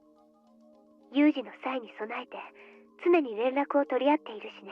That exact word is kind of funny, because isn't that exactly how Keiichi described it in Chapter 1? That they were trying to erase him? そうだ、大石さんはどう言ってるんだよ。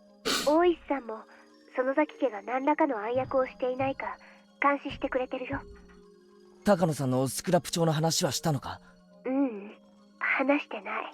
警察には話した方がいいだろう。それに警察ならきっと力になってくれるぞ。Yeah, tell your Chapter 1 self that. 圭一君、私は君にだって信じてもらえるか自信がなくて話せないでいるんだよ。大石さんに話したって絶対に信じてもらえるわけがない。I do still really wonder about Oishi's role in this whole story. Is he just someone trying to solve all of this like I want to believe, or is there going to be a crazy heel twist? I could see, like, the thing is, he's in a position where I'm like, if there was a heel twist here and he was like kind of a villain the whole time, right, and he's with Hinamizawans, I'm like, it wouldn't be the most shocking thing ever, right? The pieces are all there. It's just, is he horribly unlucky in a lot of ways? Or is he bad? I don't know. Like, I don't know. And I don't know his role in the story. I'm really interested to see that one. Just something I'm thinking about now, because it's like, what if Rena did tell him, or like Rena did tell Oishi, like, hey, I have the scrapbooks, they're here, and all of a sudden, like, the scrapbooks are taken, right? And she's obviously betrayed. I'm like, that'd be crazy, right? Like, I wonder, what are the odds? Like, what is she making the right decision not telling him? なあレナ、もう煙に巻くのはなしだ。話してくれ。一体何なんだ？何がスクラップ帳に書いてあるんだ？高野さんが消されるほどの何が書いてあるんだ？簡単に言うと、このスクラップ帳に書いてあることが事実なら、彼らの神が貶められることになるの。神を貶める？そう、お社様の神聖性が失われてしまう。だからお社様信仰を復活させようとする彼らは絶対に伏せたいと思っているの。すまんレナ、もう少し分かりやすく言ってくれ。つまりどういうことなんだ？つまりお社様は神様じゃないってことなの。神様じゃない？ I had no idea what you read that made her so certain, but whatever it was, it'd be sacrilegious for people who believed so strongly in Oyashiro-sama. お社様の教えっていくつもあるけど、その原点はたったの一つしかない。それは中から出るな、外から入るなというもの。この大原則を守るためにその他の教義を発展させたと言ってもいいくらい。隣人を愛せとか家内安全とか縁結びの神様なんてのは本当に後から取ってつけたものでしかないの。 In other words, Oyashiro-sama existed solely to stop the villagers from going outside the village. Oyashiro-sama doesn't bless the villagers or protect them from disasters. The people believe that Oyashiro-sama does all that for them, but the truth is that the people abused his name for that purpose, generation after generation, and nothing more than that. Why did Oyashiro-sama descend in the first place? Because demons came out of Onifuchi Swamp and attacked people. 実はこの時点で解釈が違ってたの。鬼が湧き出して襲ったんじゃない。湧き出したものにやられると人々を襲う鬼になるの。湧き出したもの？どういう意味だよ、レナ。Whatever came out of the swamp possessed people, crawled into their blood, controlled them, and turned them into demons. People had no resistance against whatever it was that came out of the swamp. They became demons, attacked the other villagers, and turned them into demons as well. That's right. It was a weird infectious disease that broke out from the swamp. It made the infected people go out of control. The villagers saw this disaster and explained it like so. Evil demons came out from the bottom of the swamp, possessed people, and turned them into demons as well. That is the truth of the story of the demons that came out of Onigafuchi Swamp. 確かに、それだと伝説をうまく説明できるな。じゃあ、お社様ってのは、ひょっとして異国から来た医者？そうだね。正確には正しくないけど、そう。Right. 医者と呼べる存在。I guess I could see the vision. A foreigner who figured out how to solve this. それが降臨して伝染病を治療したの。Yeah, like treated it. でも、それは治療ではなく、対処療法でしかなかった。All this treatment could do was to reduce the symptoms of the infection. Villagers could have their symptoms suppressed, but there was no way to kill the parasites that had infested them. After a while, the village was divided into two groups. One group was made up of the people who were already infected, and the other consisted of the people who weren't. Without a cure for the disease, the uninfected looked down on the people who could only suppress their violent symptoms. They even talked about drowning them in the swamp, but they knew killing the infected people wouldn't solve the problem. The parasites came out of their water sources, including Onigafuchi Swamp. They couldn't fill them all in, for if they did that, they would lose their access to drinking water. They could have chosen to leave the village, but that was hard for them, for that was the location of their ancestors' graves. Under the power of Oyashiro-sama, infected people could live without showing symptoms. So, both those who were infected and those who weren't decided to live together equally and to coexist with the parasite. Oyashiro-sama was impressed by the villagers' decision. He decided to stay there and continue to treat them. それが、お社様がこの地にとどまり、人と鬼の生活を見守ったの真相か。So on the surface, this kind of all makes sense. I'm not gonna lie. You still gotta question the validity of it. Like, from the current source, it makes it hard to fully believe, you know? そしてお社 But 様 I は could see it. 感染者である村人たちに症状を出さないために掟を作った。その最大にして唯一のものが村から出てはいけない。外から人を入れてはいけないってのはわかるぜ。感染者を増やさないためだろ。でも、出てはいけないってのはどういう意味なんだ？ Isn't that one even more obvious? A, it does the exact same thing. It keeps it from infecting others.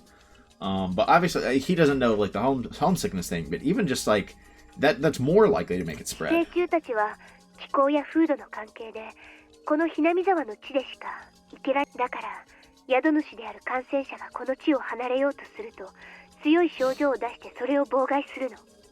その妨害こそがいわゆるお社様のたたりの正体。 The strongest symptoms of the infectious disease were violence and delirium.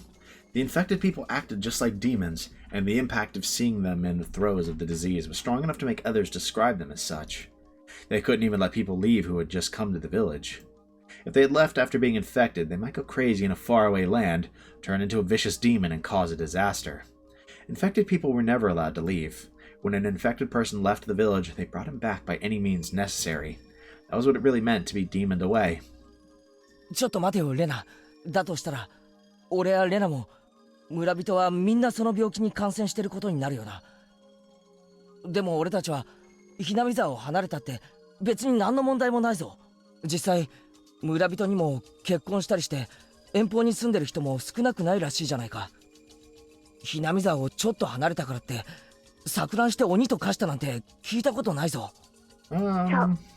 それはまさにお社様の目論見通りにことが進んだからなんだ。Yeah, I mean, certainly not as insane as they made them 意 sound, 味 but がわかるかな。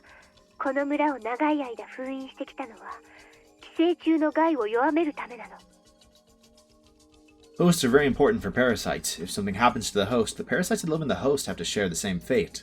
In other words, if the host went crazy and attacked people, the host would be captured and killed, which meant that the parasites would die with the host too. そうか。自然淘汰か。さすが圭一君。そう。この地で長く生活を重ね、厳しい戒律で生活を続けた結果、寄生虫に対し過敏な人間は錯乱して、結局殺された。Right. また、感染者を錯乱させてしまうような強すぎる寄生虫は、これもまた、錯乱した宿主と共に殺された。Okay, I can kind of get that. So as a result, only the more chill parasites were left, and only people who were relatively able to deal with the parasite were left. その結果、寄生虫と人間は、互いに相性がいい種だけが残っていった。これこそが、お社様の伝説が伝える、鬼と人の血は混じり合ったことの真相。じゃあ、つまりその寄生虫はほとんど無害なわけなのか。 Most of the time. ミオさんのスクラップ帳によると、そういった無害な寄生虫に感染しているケースというのはかなり多いんだって。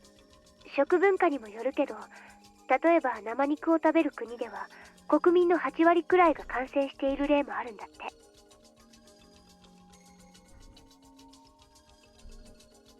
Chad, am I cooked? でも矯正できてて人体に全く無害だから誰も治療しない。だから撲滅もされない。なるほどな。 Is that true? I gotta look 太 that 古 up の later. 綿流しはね、実は腹綿流しと書く物騒なものでね、錯乱した犠牲者の臓腑を食らうものだったの。 What? でもこれも必要なことだった。感染して犠牲になった人を食らう。まさかワクチンとか。圭一君はやっぱり頭がいいね。ミオさんもそう読み解いてる。 Huh. 伝説では犠牲者を生きたまま解体して食らったなんて物騒なことになっているけど、実際はそんな野蛮なものじゃなくて、 That's a もっともっ fascinating と医 interpretation. 学的に取り扱われていたらしいの。強すぎる寄生虫のせいで死んだ犠牲者からワクチンを作り出し、同時に村人の抵抗力も高めていった。 I mean, we know that vaccine exists. お社様ってのは何者なんだよ一体。医学先進国っていうとドイツか。正体はひょっとしてナンパして流れ着いた外国人医師。多分圭一君の答えが一番一般的だと思う。 Bro, they must have been dialed to be able to do all this, however long ago this was. ドイツ人ではないんだけど、とりあえず医者的な存在であったのは正解。古代の伝説の秘密が明かされていくってのはなんだか面白いな。I don't think that Rena's story is too crazy to be true anymore. It still sounds crazy, of course, but I've never heard any theories that explain the legend of this village better than this one. 多分俺も感染してるんだよな。 Very possibly. なんだか体中が痒くなってくるぜ。 Oh, now we're hitting mass delusions. 人間だって一つの宇宙だよ。体の中には無数の細菌たちが住んでいる。その中には私たちの生活には欠かせない有用な細菌たちも少なくないんだよ。ああ、よくヨーグルトとかの CM で言ってるよな。確かにそうだ。これもミオさんの受け売りだけど、例えばシロアリっているでしょ。 Right. 木材を食い荒らしてしまうアリ。実はシロアリって木材を消化できないんだって。体内に寄生している特殊な細菌が食べた木材の繊維を分解してくれて、その結果シロアリは木材を吸収できるんだって。これも寄生虫と共生している一例だね。 I didn't know that. When I hear the word parasites, I feel creeped out almost instinctively. But now I know some of them aren't so bad to us. だから太古の昔に鬼ヶ淵村から突如発生した奇怪な伝染病は今ではほぼ根絶されたと言っていい。 But what if it was reintroduced by the person who's been studying it, right? 根絶じゃないね。無害になったと言うべきだね。 It's just we know that's just not true. 最初はとんでもない話だと思ってたけどさ、こうして種明かしがされるとなんだかサイエンスな感じがしてちょっと面白い話だよな。 In a lot of ways, and at a lot of times, it might be harmless, right? But I definitely don't think it's like straight up harmless, right? Like, and this is all assuming everything Rena is saying is true. I think saying it's completely harmless is just not true, based on what we've seen from the first 5 chapters, right? Well, okay, chapters 1, 2, 3, and 5, really, I guess. Oh,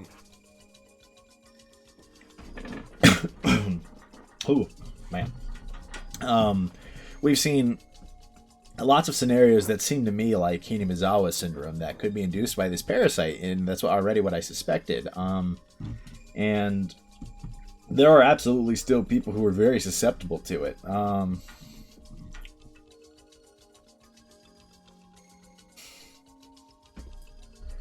私たちには面白いよ。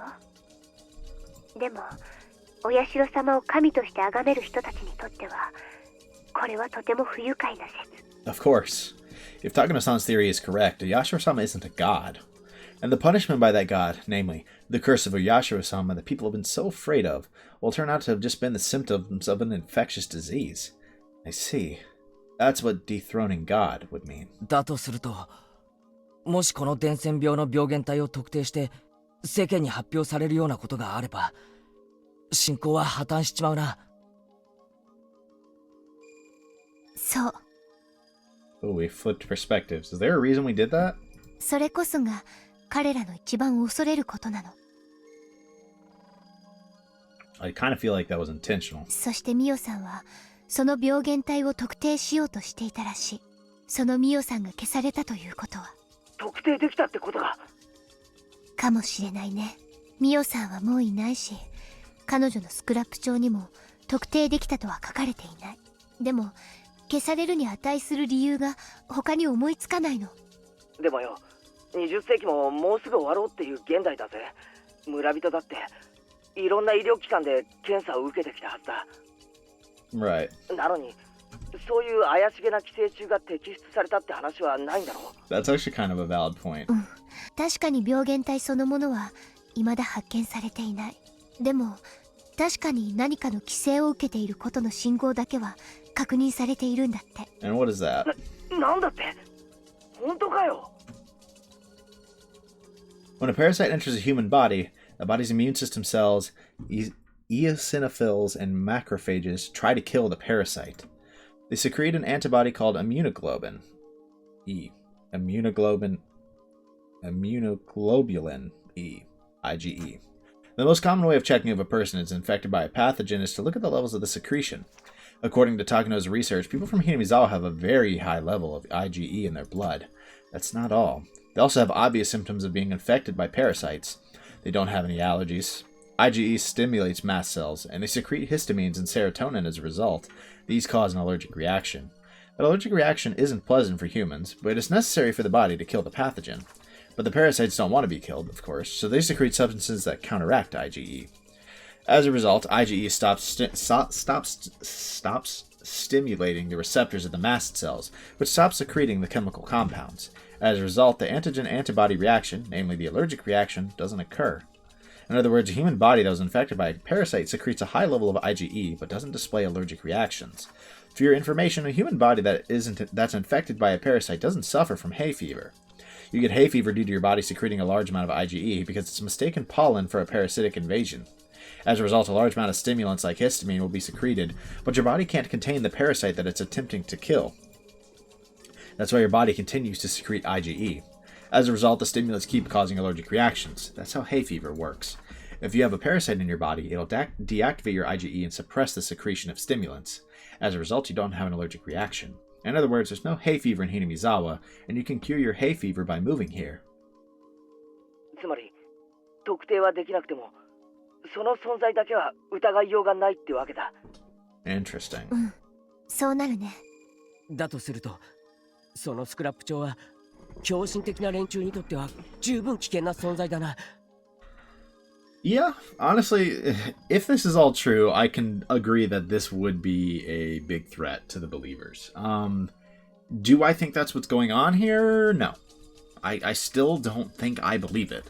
But I can't disagree with the logic, right? I will say, would I be stunned if that's what's going on here? No, I wouldn't be. But it's not what I think is going on here. たとえ特定できなくても、存在を証明してる時点で十分に危険だと思うぞ。そうだね。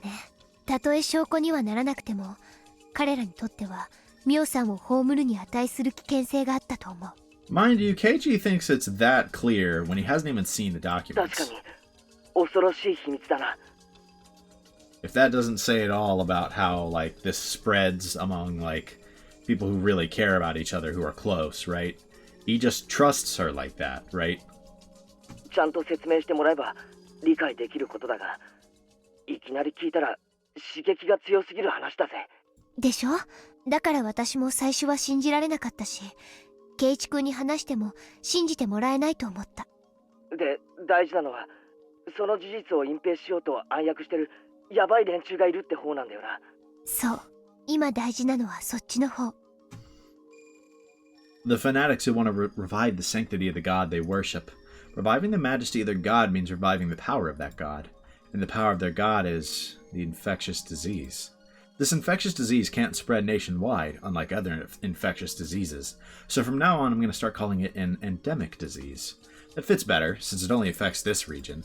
Anyway, the endemic disease of current-day Hinamizawa is different from the one of old times. It's been through a process of natural selection, and it's harmless now. In other words, it doesn't do any harm to human bodies. That harm was once interpreted as a curse. A curse is the power of a god, so harmless endemic disease means that the god is powerless. That means the only way to regain the majesty of that god is to revive the curse. In other words, they want to bring back the primitive endemic disease, namely the harmful, strong version of the parasite. Okay, so she did kind of reach that conclusion, and that's kind of what I was suggesting earlier, is maybe that's what's happening, is at certain points, the strong version is being reintroduced. ちょっと待てよ。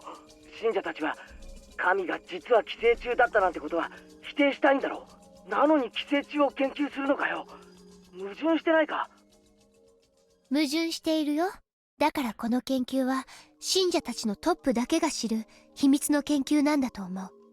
彼らは表向きは信仰を盛り上げているけど、その裏では信仰の正体について極めて冷静に理解していて、神の技を自らの手で復活させようとしている。なるほどな。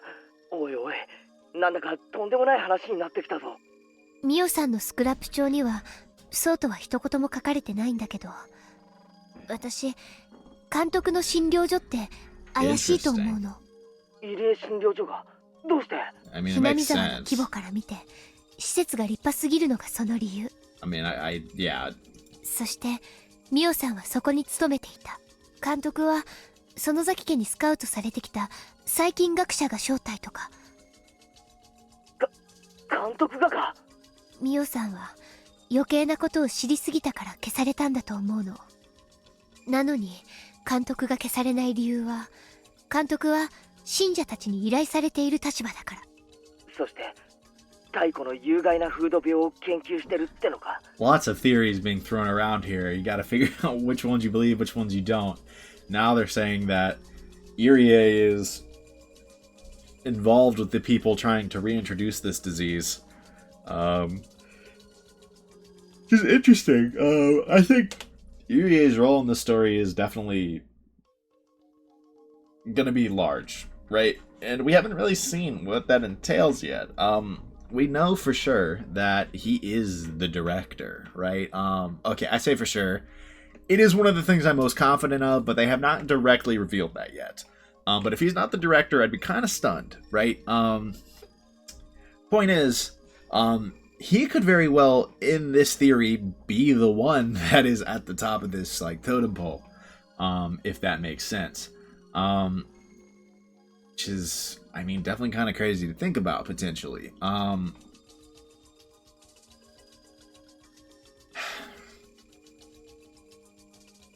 Does it make sense though? When you include things like the fact that that clinic is apparently way too big for a town like that, you gotta suspect there's something going on there. And I mean, there's definitely something going on there. The question is, once again, is it for good or bad? Right? Are they the ones trying to revive all of this, or are they trying to stop all of this? Hell, I had a really crazy thought, very briefly. I don't necessarily believe this, but just a very brief thought I had is, what if Irie was Oyashiro-sama? Right? They're talking about it being a doctor who has access to the cure, right? And lived within the village. And I'm like, is it possible? Honestly, maybe, right? Like, that'd be kind of a crazy twist, right? A crazy direction to go.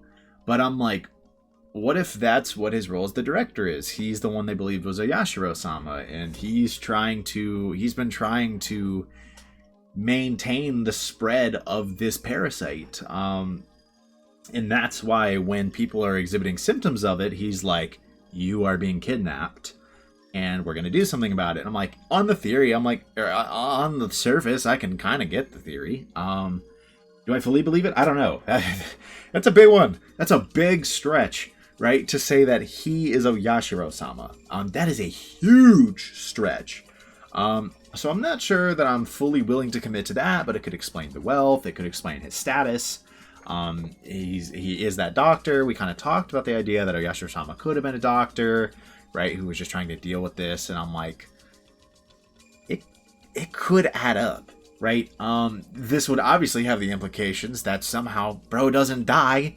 That's kind of a big deal. But there's almost like small, like signs, right? That, Irie, like, there was that one sign of Irie being like, oh, I've been going after Satoko for decades now, right? Which was weird. And I'm like, so maybe there is almost a reason to believe it.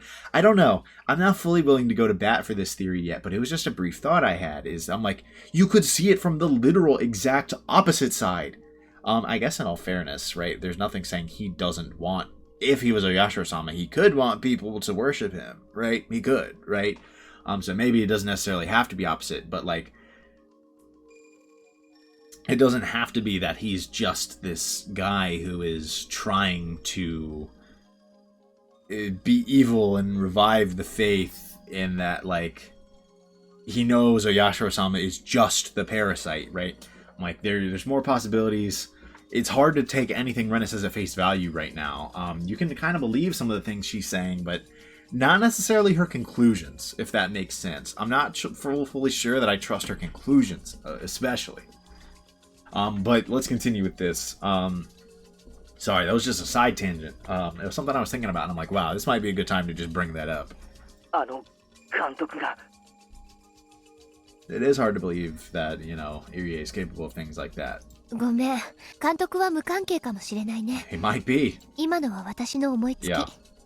でも、研究は間違いなく、 Yeah. どこかで誰かにさせている。そして、その研究には5年かかり、ついに完成を見た。 The first case was the dismemberment murder by the damned construction workers. Their quarrel had turned into a lynching. They might have had the primitive infectious disease, and the symptoms, the ingression and delirium, might have kicked in. The victims of the second year were Satoko's parents. There were no witnesses, so the whole event is veiled in mystery, but there's a theory that someone might have pushed them over the cliff, since the fence of the observation deck that they fell in from was quite sturdy. For some reason, I mentioned in the last video that I think I did, or it might have been in the theory video. I rewatched that too. At some point I mentioned that I thought Satoko witnessed this. It's starting to look like Satoko did not witness this. So if there were literally no witnesses, that could obviously change this into not being a guaranteed accident, and it could have been, like, something, What if one of them was infected by the primitive parasite? He or she might have become violent and pushed the other over the cliff. The Shinto priest died from a disease, and his wife drowned herself in the third year. He might have died of shock because of a hypersensitive reaction to the infection. His wife might have gone crazy and committed suicide when one of the symptoms, delirium, kicked in. In the fourth year, Satoshi Hojo's aunt was beaten to death, probably by Satoshi himself. Everybody who knew Satoshi-kun remembers how he changed at that time. He showed signs of being both aggressive and delirious. In the 5th year, for the first time in 5 years, the victim experienced the maggot disease described in the old scroll of the Furude Shrine. The reason behind that is unclear, but the stronger primitive parasite could have given its victims a delusion of maggots. This means that they finally managed to duplicate the curse of Oyashiro-sama, after 5 years of research. Tomatake-san is the victim of the 5th year. He died in an extremely abnormal way, and I'm the only one who understands his death because I experienced the same thing. So are we going to acknowledge that part? He kept clawing at his throat to get rid of the maggots and died as a result. With all that explained, I finally understand the maggot disease I experienced in Ibaraki. I left Hinamizawa and it made the parasite in me uncomfortable. As a result, it tried to resist, even though it wasn't very strong, and it tried to make me homesick. But with my parents' divorce, I grew mentally unbalanced, and I completely lost the power to resist for a period of time. The parasite was weak and harmless, but my mental instability allowed it to worsen my symptoms drastically. As a result, I went crazy and became violent. The delusion of Oyashiro-sama appearing to me in the bathroom was probably the terminal phase of my delirium. I created the supernatural existence of Oyashiro-sama that I was instilled with when I was little, and I persuaded myself to go back to Hinamizawa based on that delusion. Some of the transcendents of Onigafuchi must have had the same kind of experience, and must have passed their experiences down as the acts of a god. I remember I once saw on TV that the indigenous people in South America used some kind of natural drug in order to have a mystical experience, and that they called it a ritual to communicate with their gods. じゃあ、信者どもの目的は、その太古の寄生虫を南沢中にばらまくことなのか？多分それが最終目的だと思う。でも人知れずにそれをやることはないと思うの。宗教にはセレモニーが必要だから。だからもし彼らが望むものを生み出せて、それをばらまく日が訪れたなら、彼らは多分それをお社様の復活の日とでも称して宗教的なデモンストレーションをすると思うの。Right. 何か特別な儀式とか、とにかくお社様の復活を祝い知らしめるような盛大な何か。なあ、それってよ、悪いことなんだよな。危険性の高い病原体をばらまこうというんだから、多分悪いことに分類されるだろうね。Yeah, I think that's それって最近テロって言わないか？ Yeah. おい、めちゃくちゃヤバいことだぞ。おい、富武さんの死に方がお社様のたたりの再現に成功していた以上、X デーは間近ってことなんじゃないのか？わからない。もう秒読みなのか、まだまだ時間のかかることなのか。もうこれはレナ一人が抱えていい問題じゃないぞ。かなり笑えない大陰謀だぞ。Yeah, I mean, if this is all true, is this really something like, and I, Rena, will single-handedly stop this? Like, be for 俺 real. たちにはどうしようもない。警察に任すほうがないぞ。私が話したこと、警察は信じてくれると思う？信じるかどうかは向こうが判断するだろう。とにかく話した方がいい。圭一くん、それを大石さんに私が打ち明けたら、私がスクラップ帳を持っていることを告白するのと同じなんじゃないかな。それってまずいのか？大石さんの接触はミオさんが殺された後だった。 Is she suspicious of Oishi as well? 敵はミオさんを殺した時点でスクラップ帳の紛失とその数日前に私が図書館で出会っていることを知っている。 I will say that is interesting, actually, as an idea for why he specifically came to Rena this time. Because if you think about in chapter 1, when Oishi was really close with Keiichi, he had been spotted like near them, like making contact with them, right?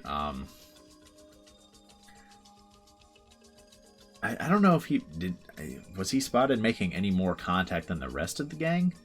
Maybe people saw him like on the river, like talking with them. バカな。つまり。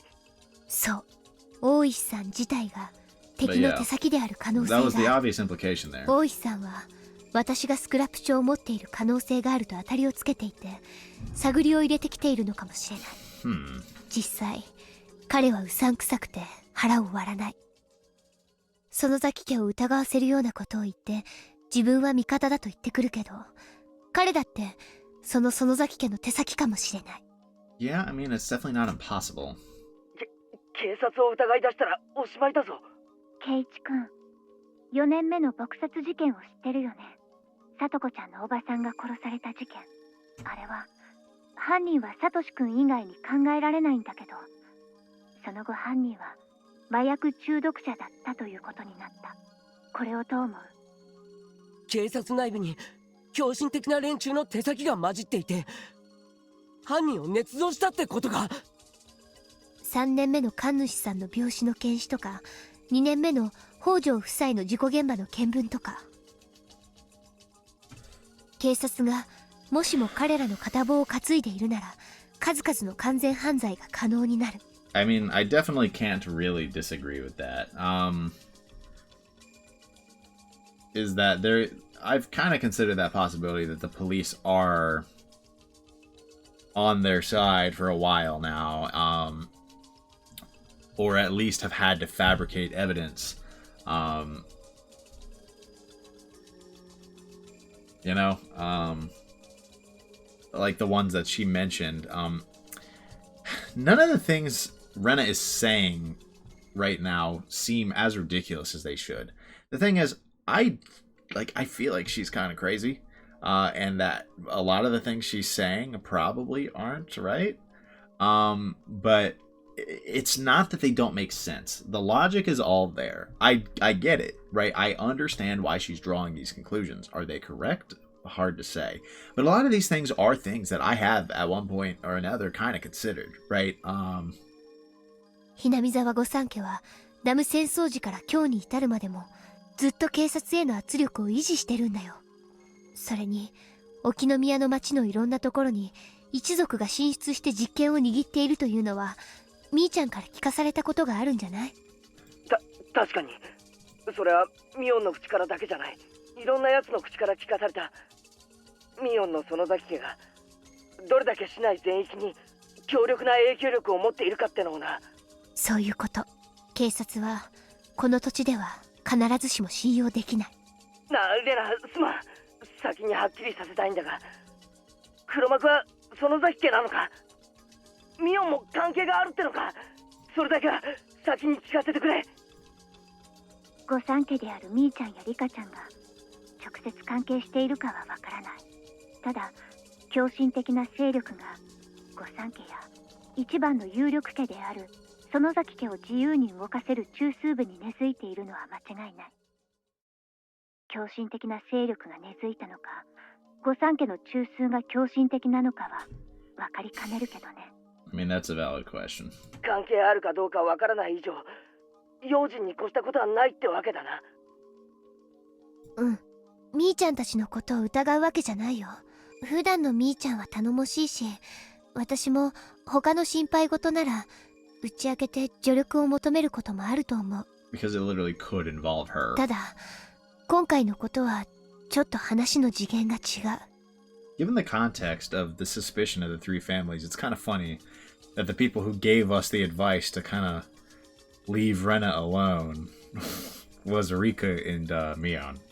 ケイチ君は見たことあるかな？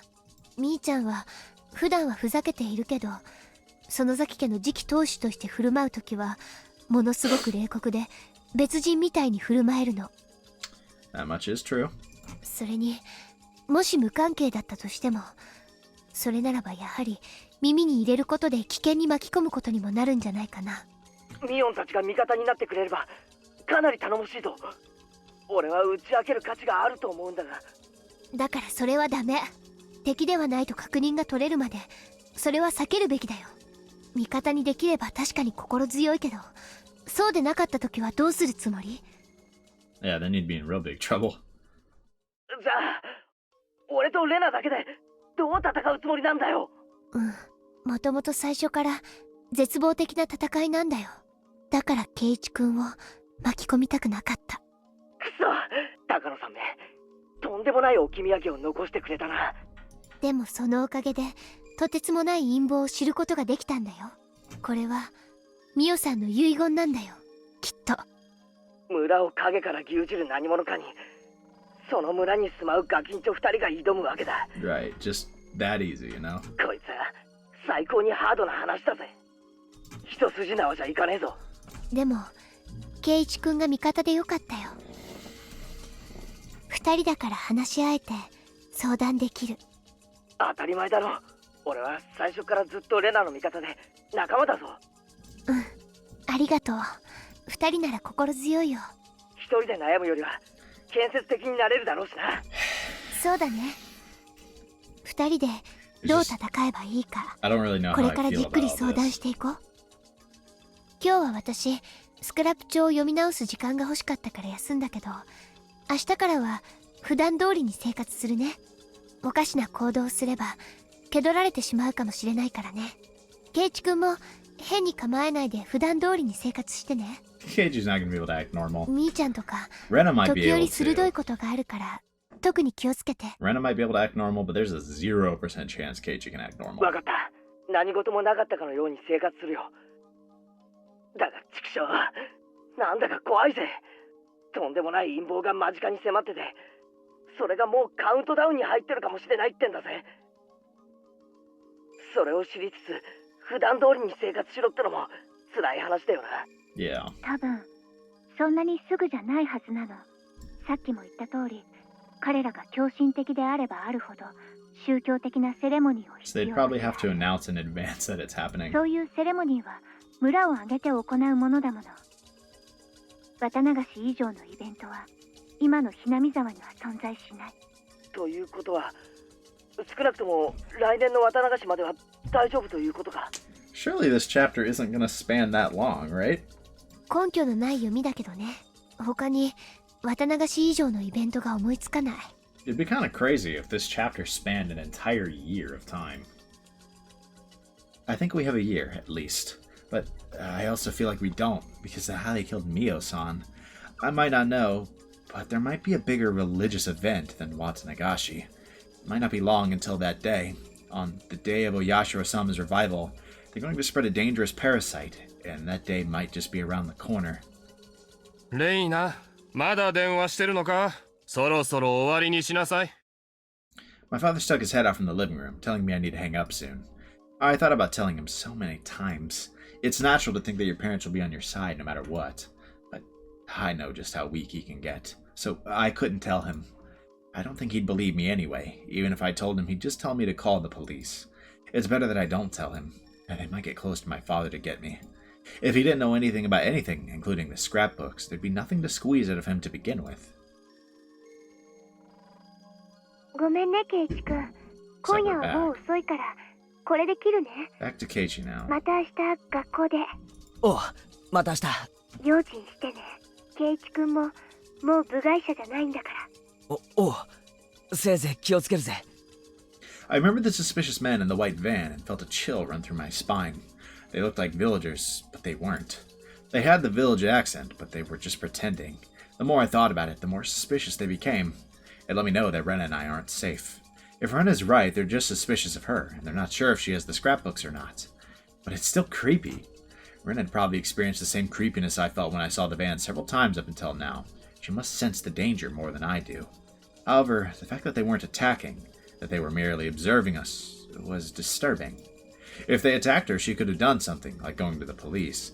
But all they're doing is just watching her from a distance. She can't do anything about it. She can't talk to anybody about it. She probably just wants to stay in her house all day. But if she acted different, they might take it as proof that she had the scrapbooks. We have to think about how to fight against them without making it obvious. I told myself that there was no going back, and I put the phone down. Okay. This has certainly been a dramatic chapter. I'm going to read the tip. So, plural maybe?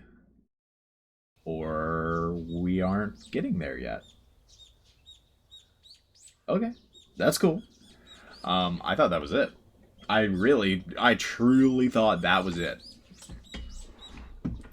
The next day, Rena came to school, acting normal like she said she would. She talked with Mio as cheerfully as she always did, and it made me wonder if the story she told me last night was a complete fabrication. That's because the story really was too ridiculously crazy to believe. This village is a very weird and rare endemic disease, and there are religious fanatics who want to use the disease to revive their weird cult. And they've been researching the pathogen of their endemic disease so they can spread throughout the village. I was deeply influenced by Rena last night, and I believed everything she said. But thinking about it with a cool mind under the bright sunlight, it sounds too crazy to be true. Okay, wow, he's really waffling back and forth, huh? One moment he's like, it's 100% true. Oh my god, conspiracy. Right, and he's like totally buying into it. And then now he's like, well, I don't know what to think. You know?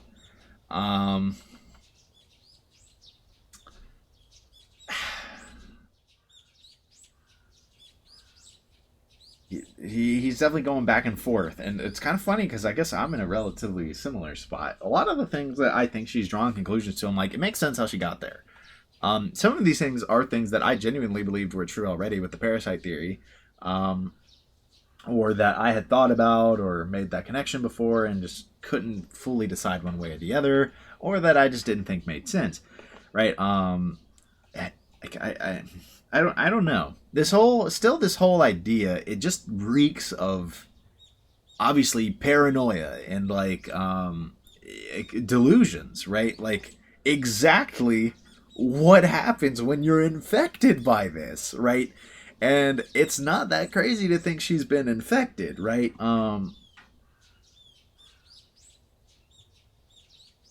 And so you gotta wonder how much of what she's saying makes sense and is where the story is going.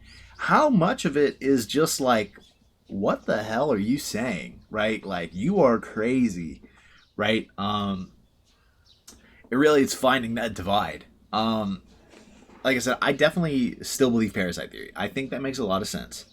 And even a lot of the things she was saying about how it might explain the lore of like the Hinamizawa village, right? How like that might be the whole you're not allowed to leave, people aren't allowed to come in thing. That could kind of make sense. It could explain the homesickness, right?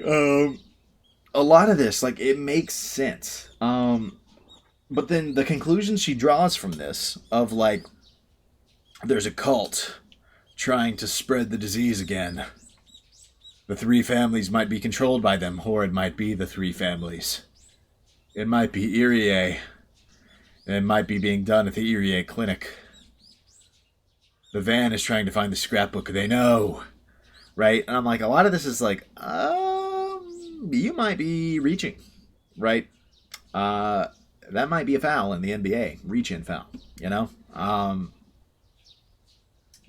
I don't know. Like a lot of this might be a stretch, and I can get why she would think some of these things, but I'm like, a lot of them, I'm like, I don't know, right? My best guess right now still is that yes, there is this parasite, and there is potentially a group trying to bring it back, but I still don't know that the three families are involved. Is that crazy, right? I don't know. I don't know that I believe it. I could literally just see it being Takano. I could literally see it being that simple. Especially when you... And this is one thing that really, I guess, like, to me, I was like, huh?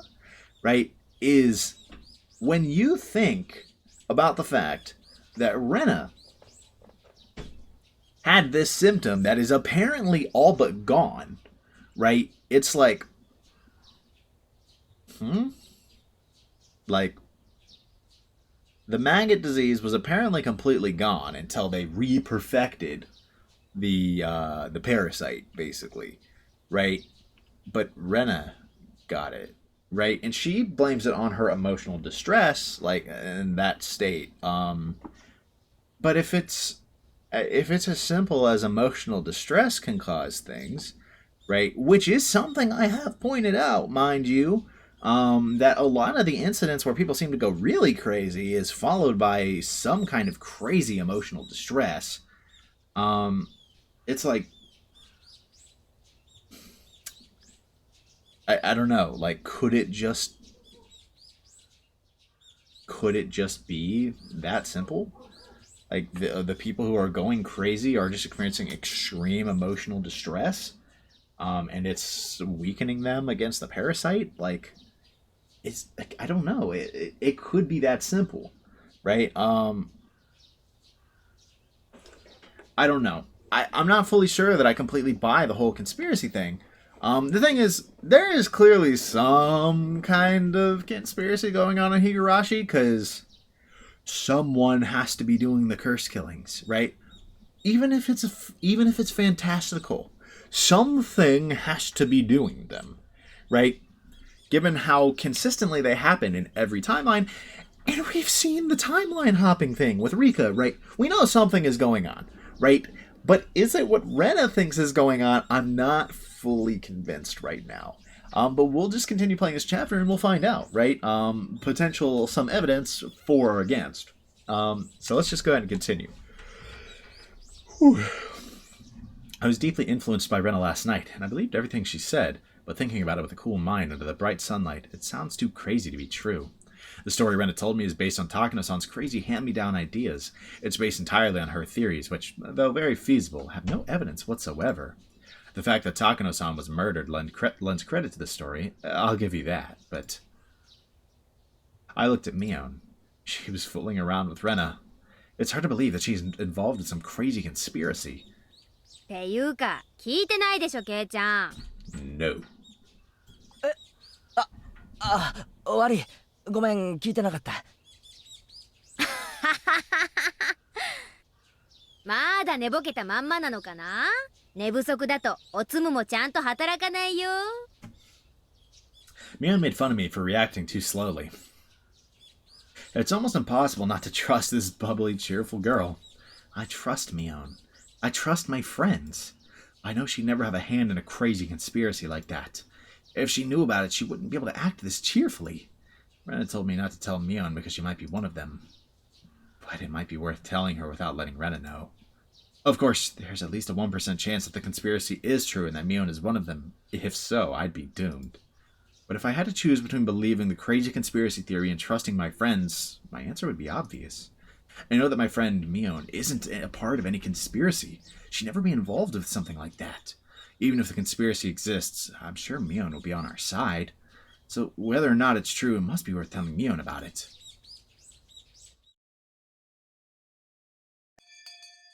Oh, snap. なあに、ケイちゃん。Oh, shit. It's gonna piss Rena off if she finds out, bruh. Oh, no. Especially if this is like lunch break, you called Rena out here. You better have confirmed her location. I'm gonna say that right now. You better know her exact location the entire time you are having this conversation. Because what if she's in that shed? What if she's in that shed? Would it shock you? It wouldn't shock me. What if we get Usoda Part 2? I don't want Usoda Part 2. That jump scared the hell out of me, man. I don't need a Part 2 of that for my heart. こんなところに呼び出して。それも誰にも内緒で来いなんてさ。まさか、カツアゲとかそういうのじゃないよね。Yeah, like that would work. You would beat the brakes off of this dude if he tried to extort you. Be for real. お前な、体育倉庫の裏に呼ばれたら、真っ先にそう思うのかよ。The gymnasium storeroom. We're gonna have to ignore the background in this one. Well, I guess the storeroom could be like one of these sheds. じゃあ、ラブレターとか？でもそういうのは下駄箱が定番じゃない？都会じゃそうでもないぞ。直接渡す白兵線型も少なくない。え？Emil's like, oh, hold on, wait. じゃあ、She's like, I wasn't mentally prepared for this. なわけねえだろ。それより、かなり真面目な話がある。茶化しは一切なしで聞いてくれ。何よ。どうしたの？ Bro, the emotional distress you are putting Mion under is kind of evil. I'm just saying. お社様信仰を復活させようとしている連中がいる。ってのは知ってるか？ Oh lord, he's just going right for it. は？何、ケイちゃん。何の話？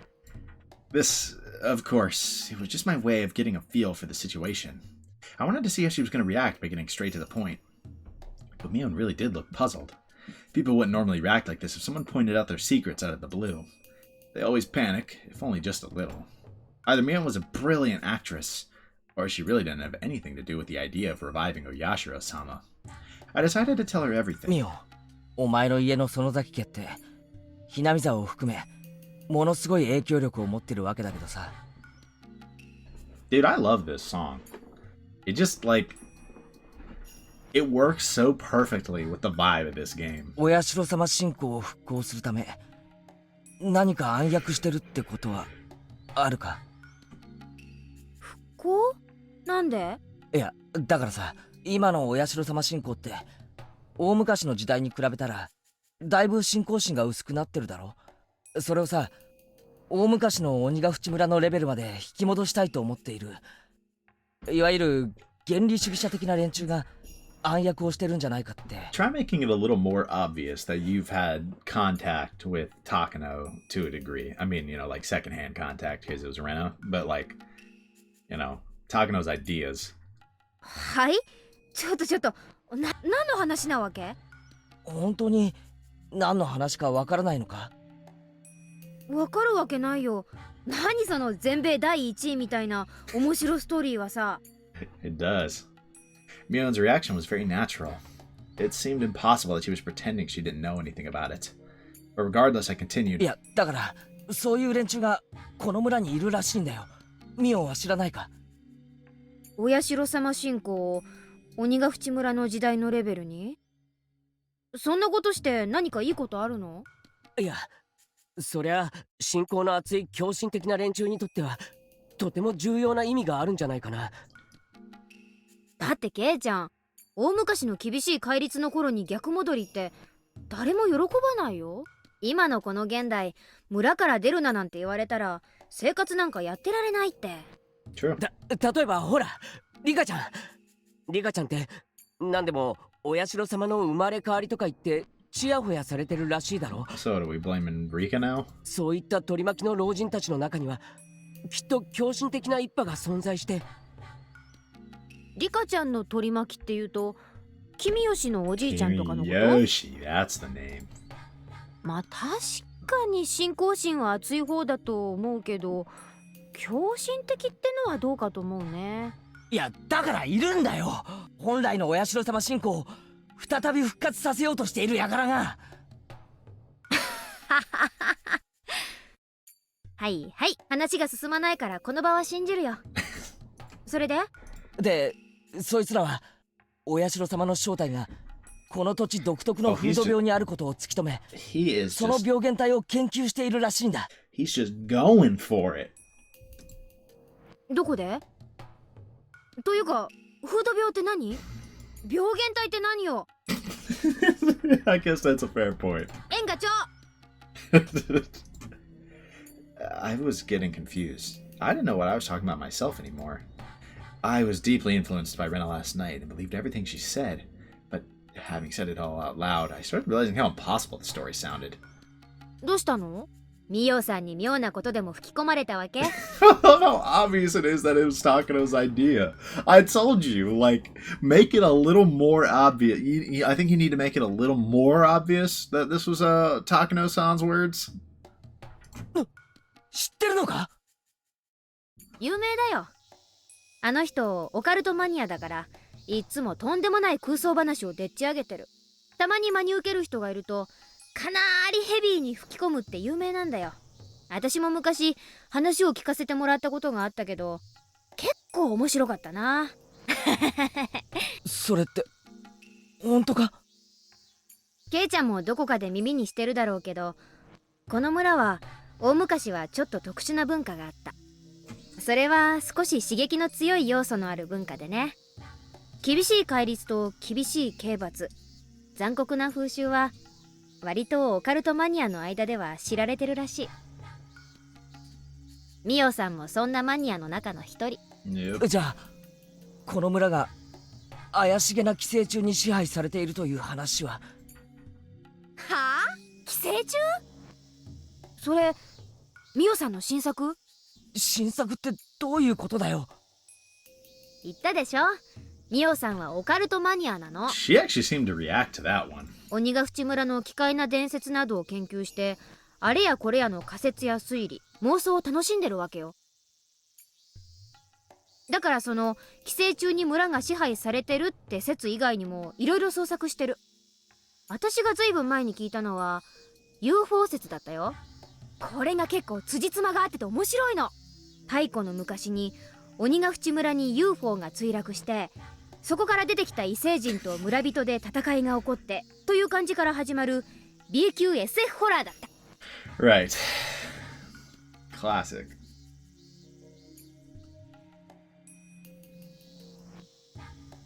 You know, funny enough, do those theories necessarily contradict? I don't know that they actually do. Like, it's ridiculous, but say there was a UFO with parasites, right? It could be the same thing, right? But I think she's making her point that this sounds a little ridiculous. The problem is, parasite theories still make sense to me, right? This isn't something I just believed because Rena said it, right? Like, this could all be back to being some crazy subversion, like, we build up parasite theory, then we tear it down. But it was right the whole time. Idiot. Right? They've done that before. They make you, like, believe something, they bring it up in the game, and you're like, is this a red herring? And they smack that theory, and you're like, oh no, that can't be right. And they're like, psych, it was right the whole time! Right? I actually can't remember an example of one, but I swear this has happened before. Kind of like, honestly, kind of Satoshi, right? I feel like they kind of like built up, like made it seem pretty obvious that it was Satoshi, and then they were like, but what if it wasn't? Psych! It totally was! Right? Like, and I guess we still don't have hard evidence that it was, but like, you know, I feel like that's just kind of a thing they like to do, and I'm like, I don't know, this could be that again, because it's interesting, right? サトコが聞かされたってのは地底人説だったかな。地殻変動によって地底王国と鬼ヶ淵村の間に接点ができてしまって、それで、なんだっけかな。That one and the UFO one definitely contradict. そうそう、地底王国のお姫様と村の若者が恋をして互いに仲直りをしたっていう SF ロミオとジュリエットだった。Okay, that one does not make any sense. んで最新作がどうやらケイちゃんの聞かされた寄生虫説ってわけみたいだね。いやいや、いつかそれらを全部まとめて本にしてほしいよ。Yum began laughing so hard that she had to hold her stomach. As I looked at her laughing like that, I realized I fell for something that ridiculous. At that point, it was obvious I had been completely taken in. すまんミオ、俺がこれから聞くことに答えてくれ。まず、お社様信仰を復活させようとする連中は実在する？しないよ。というかむしろ逆。Hinamizawaは外部に対してどんどん開いていって栄えさせていこうということで、御三家はすでに意見を統一してる。Yeah, I mean, you can kind of tell that much based on the fact that you got to move here. これはまだ内緒なんだけど、21世紀までをめどにね。園崎家は現在水面下でその誘致をしててね。Oh, shoot. うまくいけばここいらは一気に栄えることになる。バッチャはそれによって山林の地価が一気に高騰して大儲けできると踏んでるみたいだよ。まあ21世紀の仕事だから、それは私が引き継ぐ大仕事になりそうだけどね。You definitely are not supposed to talk about that. じゃあ外部の人間を意味嫌う連中なんてのは存在しない？だからそんなの存在しないって。 No such people is probably a bit of a stretch, but ただでさえ不便な村をさらに不便にしてどうするんだか。That's fair. 現に村は今別荘地として売り出しを開始してる。ケイちゃんの家はまさにその第1号じゃないの。 That's interesting. 村人はみんな歓迎してくれたでしょ。 And that is literally something I just brought up. Like, you were allowed to live here, Keiichi. You gotta keep that one in mind. But that's interesting. The whole, like, selling the land of the village to rich people who want to build country residences here. And their house is the first lot that they sold. That's interesting. Right? I think there was this not so subtle hint at a few points that Keiichi's family is not, like, broke, for one. They have money. Excuse me. I think it was specifically, I don't remember. I think it might have been the mom. Might have been like a big shot in like her family, and then married, right? And those are Keiichi's parents. And because I think Oishi kind of implied this in chapter 3. Because he knew a lot about their family because there was presumably something going on there. We don't know what, but something. That's an interesting implication. I kind of wonder how he's going to react to 若者の that. 流出を食い止めるため御三家もいろいろと考えてるんだから。 There was nothing vague about what Mion had said. Her story makes a lot more sense than Takano-san's delusional theories. And so, Mion's words woke me up from that delusion. じゃああれはどうだよ。寄生虫の感染の証拠を示す血液中のなんとかとかいう数値がHinamizawaの住民だけ異常に高いみたいな話が。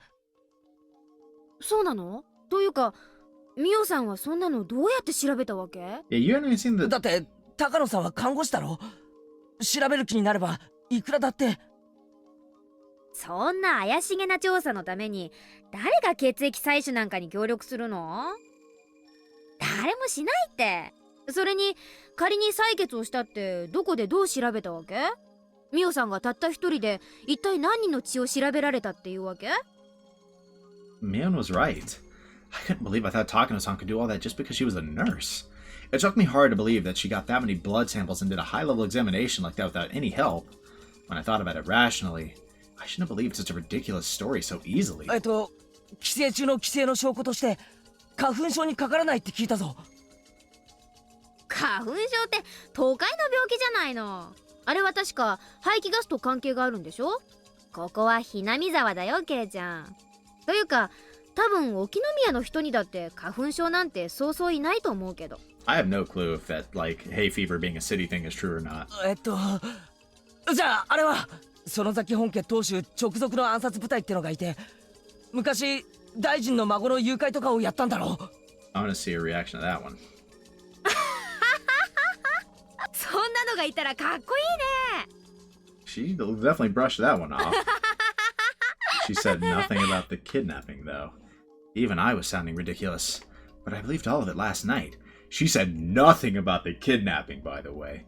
I believed it because Rena looked very serious. 大臣の孫が高津戸のあたりで突然発見されたの Okay, は now 事 she's 実。 addressing that. だけれどあれは私たちじゃない。 That is cap as hell, you know it. 私たちじゃないけどそれを私たちはさも自分たちが犯したように振る舞ってた。 Yeah, okay, I mean, that's not impossible, but in that case, who did do it? わかりにくいぞ。説明してくれ。うん。ダム戦争の当時鬼ヶ淵死守同盟は相当に物騒な抵抗運動をしていたのは事実。脅迫めいたこともやってのけた。 Yeah. でもね、あの当時それを利用するやらしい連中もいたらしいの。鬼ヶ淵死守同盟の名を語って金品を要求したりするエセ同盟って連中。 The Onikafuchi Guardians were a very aggressive force at that time. There's a high possibility that some people thought they could use the name to extort money. その中に大臣の孫の誘拐もあったの。おそらく誘拐犯たちは警察の捜査の撹乱を狙って死守同盟のふりをして身代金を要求したんだと思う。正直あの事件は同盟にとっても驚きだったよ。よく大臣の孫を誘拐できたもんだって話題になったね。犯人たちに会えたら表彰してやろうなんて盛り上がったっけ？ちょっと待て。じゃあ大臣の孫の誘拐は鬼ヶ淵死守同盟は何も関係ないのかよ。 I mean, that would be very interesting, if that is true. うん、全くない。 Mion said it firmly. It was a simple and clear answer, which left no room for suspicion. And thinking about it, it's nothing surprising. Kidnapping the grandson of a minister and negotiating with him in person is a huge deal. The Onikafuchi Guardians were a very aggressive group, but this operation wasn't so easy that it could be carried out by any of the normal residents of Hinamizawa. It was obviously the work of professional criminals, without a doubt. ただね、さっきも少し言いかけたけど、 It looks very firm 園 now. 崎本家はね、この誘拐事件を自分たちが黒幕であるかのように振る舞っていた。振る舞ったってのはどういうことだ。これは園崎本家の秘密の家訓なの。ケイちゃんにはこっそり話すけど、話したことは内 She's 緒だよ。 apparently dumping all kinds of secrets on us today. 園崎本家ではね、自分たちに都合がいい何かの事件が起こった時、あたかもそれが自分たちの差し金であるように振る舞うブラフの伝統があるの。ブラフってはったり？うん。自分たちに利することがあったなら、それは事件でなくてもいい。Yeah. Maybe not, yeah, not to protect who did it, but if it's something that works for them, it's like, huh, guys, we did that. That's crazy. Aren't we strong? Ah, flex on them. お天気でもいいし、宝くじの当選番号でもいい。あたかも、園崎本家が望んだから、そのような結果になったかのように振る舞うの。そうするとどう？なんだかものすごい黒幕ってイメージになるでしょ？つまりはそういうこと。これは、園崎本家の当主だけに代々公伝で伝承される秘密のイメージ戦略なの。Now you know about, apparently. 自分たちを本来よりもより強大に見せようとするイメージ戦略。じゃあほら、ダム戦争時に建設省を占拠するって作戦があったんだろ？ Yeah, she's gonna laugh that one off あ too, れ huh? はしかもそのために武器やら訓練やら。それも全く同じだよ、ケイちゃん。そんなバカな作戦本当にやるわけないじゃん。最大の目的は、あいつらならやりかねない、なんて恐ろしいやつらだっていうプレッシャーと幻想を与えるのが最大の目的だったんだよ。You know, it sounds like the Sonozakis are masters of deception, which almost makes it hard to trust the things she's saying. つまり、これもまたイメージ戦略ってわけ。They obtained weapons and went through training just so they could exact pressure. They had no intention of actually carrying out the plan. The Sonozaki family was just bluffing. That made sense. Of course it did. It's impossible to attack the Ministry of Construction. Even if they did, it wouldn't solve the problem. All they had to do was use common sense. Even if they did, they would have been crushed within seconds by a huge number of policemen. Why didn't I think of that? じゃあ武器とか訓練とかってのは？武器に関してはノーコメントでいいよね。She said, we might actually have the sticks, though. I'm not gonna lie to you on that one. We might be funded like a private army. 訓練もやったよ。はったりになるようちゃんとしっかりね。葛西さんをリーダーにお父さんとこの若い衆たちを引き連れてテキサスの砂漠でトレーナーさんと戦争ごっこをやった後はサンフランシスコでのんびり観光してた。Notice the we and the we went, so she actually did go. じゃあ I couldn't think of anything else. It was obvious now.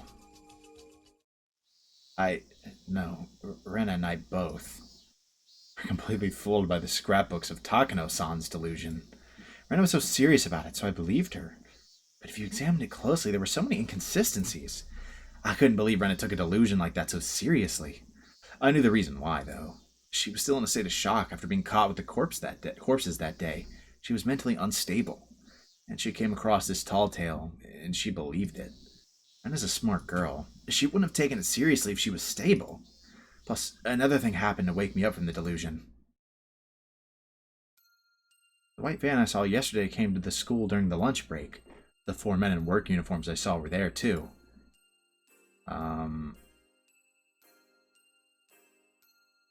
Now that's interesting. I said thank you to Mion and followed them. The man who talked to me yesterday knocked on the door of the teacher's office. They looking for Rena? おこのぎ造園でございますね。どうもご苦労様です。今日も暑いですね。いいえいいえ。先生は今日もますますべっぴんで。ではすみません。今日もよろしくお願いいたします。はい。よろしくお願いします。これ、うちの事務屋から渡すように言われましたんで。見積書と請求書ですね。ありがとうございます。日付は空欄ですね。はい、お預かりします。はい。それでは取り掛かりますんで。The man was talking to Chie-sensei with a big smile. ん？どうしたのかね、前原君。あ、校長先生、今の男の人は誰ですか？ The principal pointed his finger at the window. When I looked out, I heard the noise of an engine starting. The noise is coming from the engine of a motorized lawnmower. I saw young men in work uniforms taking another lawnmower, some brooms, and a ladder out of the van. 園芸業者さんである。だいぶ垣根や樹木が手入れされてなかったからの。夏前に一度剪定を頼もうと思ったのだよ。ああ、校長先生。この度はお世話になりまして。The man noticed the principal, took off his hat, and bowed. うん。よろしく頼み申しますぞ。なんとか今日中で終わらせますんで、しばらくうるさくしますんが、ご容赦を。Each worker took one of the tools and walked towards the fence where the grass was growing. The engine of the lawnmower was very loud, and the kids who were playing in the schoolyard looked at it curiously. こら、危ないですから皆さん教室へ戻りなさい。 It was Chie-sensei. She handed an envelope with the documents in it to the principal. It said, Okanogi Gardeners in green on the envelope. では校長先生、申し訳ありませんが、この請求書を後日市役所に行かれるときに持って行ってください。うん、心得た。千恵先生、あの造園屋さんはええ、昨日の夕方に一度下見に来てもらいました。帰りに近道をしようとして迷ってしまったと言ってましたっけ。この村は細い道はだいぶ入り組んでおるからの。This was his exact explanation in his mind at first. 無理もないわい。I remember when I first came here, Chie-sensei started talking about when she got lost, and they laughed together. There was never anything suspicious to begin with. I thought they were suspicious yesterday because of what Rena had told me. At first, I thought it wasn't unusual to see a white van. But then, right after I heard her creepy story, I saw a white van parked on the road and I got scared. The gardeners weren't familiar with the roads of Hinamizawa, and they got lost trying to take a shortcut on their way back. That's all. I had it totally twisted around? I believed that fake-sounding story. I believed that the Sonozaki family was working behind the scenes, and I fabricated the existence of a group of fanatical believers in my mind. Worse, I doubted Mion. Damn it! I'm such a fool. She's my friend. We took each other's hands that day, saying that we were a family made of friends, and that friends were friends no matter what. I said that, but then I doubted my friend. I'm so stupid. Anyway, Rena was the problem. She also needed to wake up from this crazy delusion. I had to hurry and wake her up. Rena seemed like she had no mind to listen to anyone else. She truly believes that the Sonozaki family are the masterminds of a large-scale conspiracy. Bro, this is literally verse chapter 1, isn't it? Oh, and we're switching straight to Rena.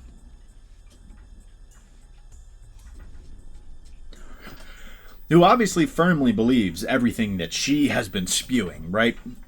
Whether she's right or not is not the point right now, right? She obviously firmly believes it.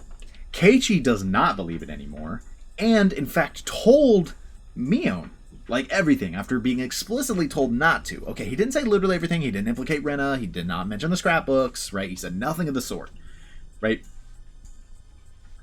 But the point is, he talked to Mion about this. He no longer believes it, and he seems to want to try to shake her from her delusions. I worry we're going to get some craziness, right? That might kind of mirror chapter 1, right? Where Keiichi started going alone and carrying a baseball bat around and, like, being really standoffish, right? Like, I worry that's what we're about to see from Rena. What if we get a reverse Usoda? Wouldn't that be crazy? What if Keiichi screams Usoda? That would be crazy. I remember the plate number of the white van, and I also remember their faces. Without a doubt, this was one of the vans that have been following me. So far, I've confirmed that three or four cars have been following me. I could especially recall this white van because it followed me around the longest of all. The people who were in the other cars must be the lookouts, and the ones in this van must be tasked with direct contact, like kidnapping or assassination. Lookouts secure the surroundings, and the ones in this van attack the targets. I feel like when you make the number of cars that big, you might just be counting cars that are passing you. Is that crazy? I mean, scrapbook said it, yeah. That's a common maneuver involved in both kidnapping and assassination. The scrapbook said that too. If so, I better watch out because it was them, not the lookouts, who came to the school premises. I don't think they'll attack me while I'm in school. They're in the early stage of their covert operation now, hiding their fangs and claws until the last stage of their horrifying scheme. That's why they won't take action in the school where people are watching. But it looked like they were talking with Chie-sensei in a very friendly way. I could only hear bits and pieces of their conversation, but it sounded very suspicious. I tried to remember the chatter and the movements of their mouths, and I played my memory of it like a videotape in my mind. 毎度。どうもご苦労様です。今日も暑いですね。いいえいいえ。今日。ではすみません。今日もよろしくお願いいたします。はい。よろしくお願いします。これ、うちの事務屋から渡すように言われましたんで。と、ですね。ありがとうございます。空欄ですね。問題ありません。So we're seeing her. We just saw Keiichi's version of this conversation, and we're seeing how she's warping this. That's fascinating to see in real time. はい、お預かりします。はい、 I bet you それで now は she won't trust Chie. ありますんで。I used the information I had to guess what was going on. I played the video again and again in my mind, and also paused it and played it in slow motion again to check many times. Then something unbelievably horrifying started to emerge. There's no doubt that they're acquainted with Chie-sensei, but I've never seen them visit this school before, so it's hard to believe that Chie-sensei is their contact. There's no doubt that they're the death squad under the direct control of the Sonozaki family. They have the local accent, which proves they were chosen from the Sonozaki Corps. The death squad was talking with Chie-sensei. They know each other. What's their relationship? Who's Chie-sensei anyway? During the Down conflict, Hinamizawa school was closed and it was merged with the one in Okinamiya. But the Onigafuchi Guardians didn't accept that, and they made a part of the Forestry Service building into a school. But needless to say, the school they made didn't have a teacher, so it was only going to be a token form of resistance. But a teacher who had a strong passion for education felt sorry for the children, and she came to work there. That was Rumiko Chie-sensei. It was obviously strange. Teachers are government employees, and they normally belong to their prefectures. As long as they lie low and don't cause trouble, they don't get fired, and they don't get demoted. They can work up until the official retirement age, and they're guaranteed to get a fixed retirement fund. She was one of those government employees, but she defied the Board of Education and came to work for Hinamizawa. The villagers admire her as a teacher of passion. I heard that Oryo Sonozaki herself successfully negotiated with the Board of Education that suspended Chie-sensei for defying their orders. It was easy to get an answer from this by connecting the dots.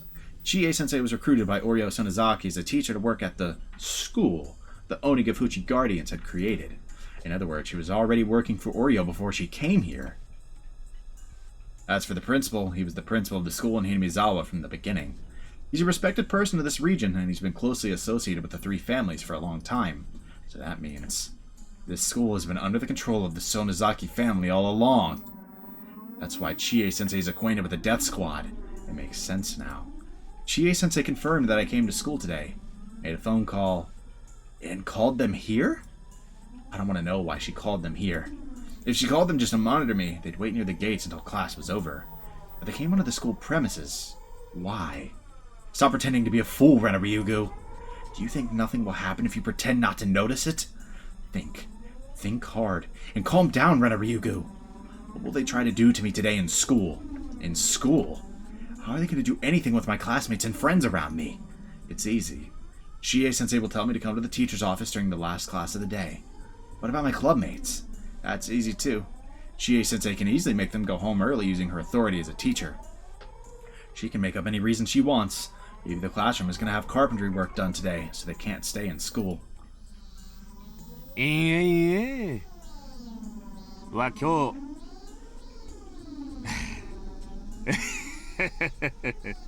ではすみません。今日もよろしくお願いいたします。See? There's no doubt. They clearly said they're ready to do it today. And what else? はい。よろしくお願いします。これ、うちの事務屋から渡すように言われましたんで。と、ですね。ありがとうございます。空欄ですね。問題ありません。はい、お預かりします。I see. They gave Chie-sensei an envelope with some documents in it. That blank is an eerie phrase. Was my name supposed to be in the blank? Why is it left blank? What does that mean? I told you, Rena Ryugu. Do you still think that nothing will happen if you pretend not to notice it? Stop that! So, what it must mean is that it's an order from higher up. It says to make Rena Ryugu become blank. I took a peek from the shadows and I saw the principal taking documents out from the envelope. He started reading them. He looked stern. He looked very serious. I wish I could take a peek at the documents, but I was too far away.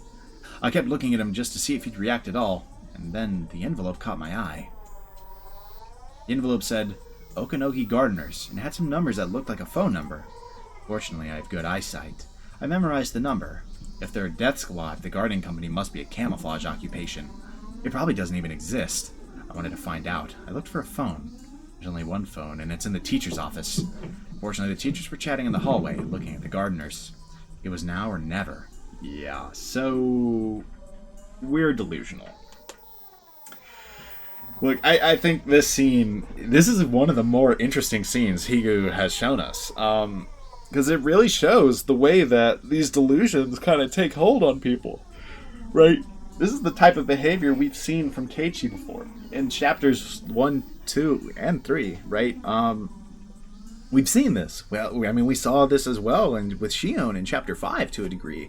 Right? And it's not a coincidence that the exact people that have been doing this are the exact people that I've said have the Hinamizawa syndrome, right? But now, finally seeing these delusions and being like, yes, they are delusions. They are delusional, right? We've only seen this from an outside perspective like once, right? And that's when Satoko snaps at us on the bridge in chapter 3, right? Or at Keiichi. The game has multiple protagonists now. I can't just say us, right? Because when she snapped at him, I suspected that she might have the Hinamizawa syndrome, right? And seeing this from an outside perspective now, it feels more likely, right? Because these are the types of things she was doing. Crazy conspiracies, right? Very interesting, right? Seeing this, but let's go on. She's trying to use the phone. I made sure nobody was watching me go into the teacher's office. I rushed in and grabbed the phone on the principal's desk. I went over to the phone number in my head and dialed it up. I'm glad they have a touch tone phone. It would have been difficult if it was a rotary dial. If somebody answered, I'd only have to ask, is this the Okanogi Gardeners? I'd wait for the answer before hanging up. It should be easy. It connected. I felt a cold chill run through my body from the bottom of my feet. Wait, don't make a quick judgment. I might have remembered the number wrong. No, I know I remembered it right. It was an easy number to remember. It's impossible to remember it wrong. Then, did I dial it wrong? I put the phone down and started over. This time I dialed the number more slowly. The teacher might be coming back at any time. In that situation, it was too risky to do anything slowly. But I needed to make absolutely sure. I'm guessing that's this number does not exist. It's the same. There's no doubt. The company Okanogi Gardeners doesn't exist. It's just a camouflage occupation for the Zonosaki family's death squad. I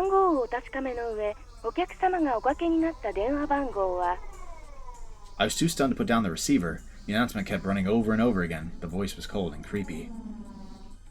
I hung up the phone and rushed out of the teacher's office. I ran to the bathroom and held my head in an attempt to cool down. Calm down, Rena. Calm down, Rena Ryugu. Stay cool, Rena Ryugu. I wasn't safe here anymore. If I stayed here, I might be erased, even in the open. Can I just say, the way she is, reacting to these stressful events is the exact same as how Keiichi tries to calm himself down, right? This could just be a writing tick. I don't know. I'd have to look and see how she calmed herself down prior to this. It's been a little too long since I saw some of the scenes where she wasn't very obviously delusional and potentially had Hinamizawa syndrome affecting her. But was her way of, I need to cool down, was it literally calm down? Calm down, Rena. Calm down, Rena Ryugu. Right? This is exactly what Keiichi was doing, and I wonder if that's another, sign that it's the same thing causing them to act this way. If I stayed here, I might be erased, even in the open. They'd erase me? Why? They aren't certain that I have the scrapbooks. I told Keiichi-kun where I hid the scrapbooks. Yesterday, I told him I hid them in my hideout in the garbage dump. Is Keiichi-kun in cahoots with the Sonozaki family? I felt as if my head was a pot that was cooking some dubious stew. There was only soup in my brain. I cut up clues, information, and facts just like I'd cut vegetables and threw them into the pot. Some of them were floating on the surface, and others were on the bottom of the pot. They were being cooked in a boiling soup. No, it can't be. Keiichi-kun is on my side. He's the only one who's on my side. He held out his hand to me at the trash piles. There was no lie in that hand. When he grabbed my wrist, I felt nothing but a strong and pure heart. He promised me he'd be on my side. I shouldn't doubt Keiichi-kun. He's the only one I should trust. He's the only one who's on my side right now. ごめんごめん、ケイチ君。危うく君を疑いそうになった。本当にごめんね。本当にごめんね。I said it out loud on purpose, full of regret that I doubted Keiichi-kun, the only one who's on my side. Now that I think about it, whether I have the scrapbooks or not might not matter to them. Erase anyone who is suspicious. That's the safest way. Does that mean they're in a hurry? The day of Oyashiro-sama's revival might be just around the corner. And that's why they're trying to get rid of any small fish bones that are stuck in the throat by any means, before it's too late. We don't need her anymore. Just erase her if you're worried so much. I could easily picture Oreo Sonozaki saying that. Picture? No, she did say that. That's why they're here today. What should I do? What should I do? Should I wait until school is over? I was like a fish in a pond. No matter how many times I escaped from the net, I was in the pond, and they owned the pond. I didn't stand a chance. And what should I do now? I couldn't keep escaping from the net. I should get out of the pond. I didn't know how to fight them. I didn't know who's on my side. I was about to give in to despair. For now, I'd have to think about how to survive this, so I'd at least have time to think about how to fight against them. I have to get out of this pond. When I was about to leave the bathroom, one of my classmates came in. I pretended to be sick and talked to the girl while leaning on the ご wall. めんね。私、ちょっとどうしても具合が悪くて、早退するからって先生に伝えておいてくれないかな。I shouldn't let Chie-sensei know that I'm leaving school early if I'm trying to run away from them. But if I didn't, they might think I ran away without cause. That might lead them to chase after me without mercy. If that happens, I don't stand a chance. They were planning to capture me after school is over, but I happened to feel sick and left school early. If they took it that way, they wouldn't think that I'd noticed the noose tightening around me. I was about to go back to the classroom to get my bag, but I changed my mind and turned around. I didn't need my bag anymore. I realized nobody was watching me, so I stopped pretending to be sick and started running. If we're gonna stay on Rena, or are we gonna swap back to Keiichi?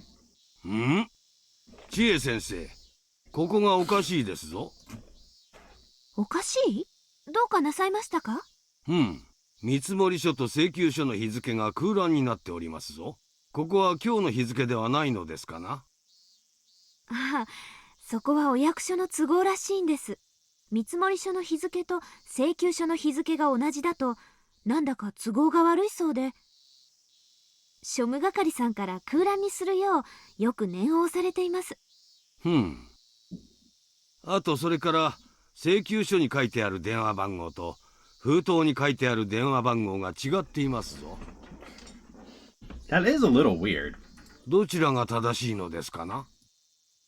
あらやだ、本当ですね。社長さん。はい、どうしましたね。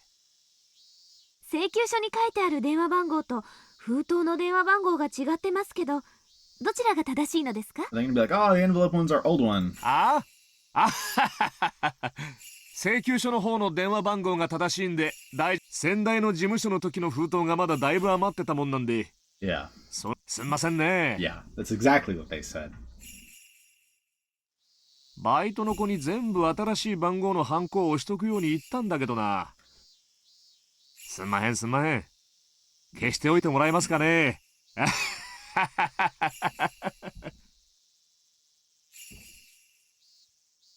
Yeah. And see right there, you can see how obviously someone who is straight up delusional can turn an honest mistake.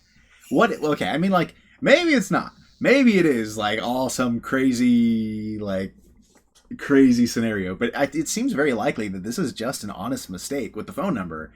And she's turning that into, like, this insidious thing, and they're the death squad, right? We're going to view the tip, and then we're going to talk about this episode.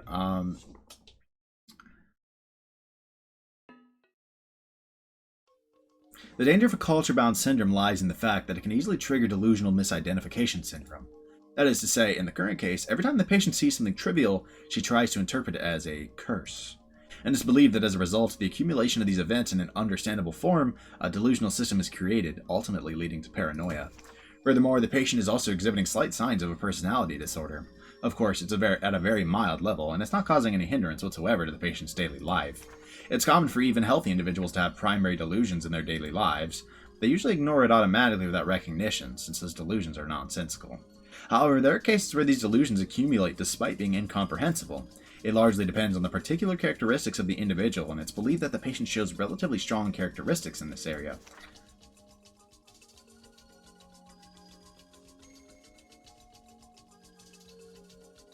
Okay, wait, so...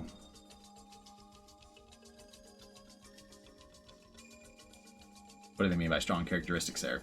I believe you're very much aware that primary delusions are categorized into 3 different kinds. Delusional mood is the feeling of impending crisis without basis. Delusional intuition is the feeling of a sense of duty or goal without basis. Delusional perception is the feeling of a baseless cause against a baseless target. In the patient's case, it's believed that these incomprehensible delusions accumulated, acted out simultaneously with the culture-bound syndrome, which triggered a delusional misidentification syndrome, and it ultimately caused the incomprehensible delusions to become understandable by interpreting them as a curse. The comprehensible delusion system induces understandable secondary delusions, further strengthening the patient's delusional system with the passage of time. The delusional parasitosis mentioned earlier can be considered a secondary delusion. A common factor of all cases of paranoia is that even after an outbreak, they still appear perfectly normal with no change in their personalities. The patients are unaware of their own ailments, and due to their personal interpretations of their delusional system, there are many cases where patients arm themselves logically, making it extremely difficult for a third party to point out that they're having a delusion. Furthermore, although it may depend on the tendency of the delusions, there are also cases where a persecutory delusion turns into a pursuit delusion or a conspiracy delusion, resulting in the patient creating an imaginary enemy and taking up antisocial behavior, which is obviously what we're seeing. For example, there are cases where believers of a religious cult were deeply influenced by the cult founder's paranoid visions, which shifted the group into a conspiracy delusion, and that made them conduct antisocial behavior in the name of self-defense. Although no such cases have been reported in Japan yet, it could very well happen in the near future. Fortunately, the patient hasn't reached that serious condition as of now. With proper treatment, she should be able to make a full recovery. Please make sure that her father also understands that this is not an unusual case, but something caused by the accumulation of a number of innocent factors that anyone could have. The patient can be treated only by deepening her bond with her father. As long as she has that bond, she can certainly be treated. For the reasons above, if the patient is to return to her home village, I strongly recommend that the patient continue to receive guidance from specialized medical institutions. Please excuse me for writing such a long letter. Okay, so this is basically agreeing with exactly what we've been seeing, right?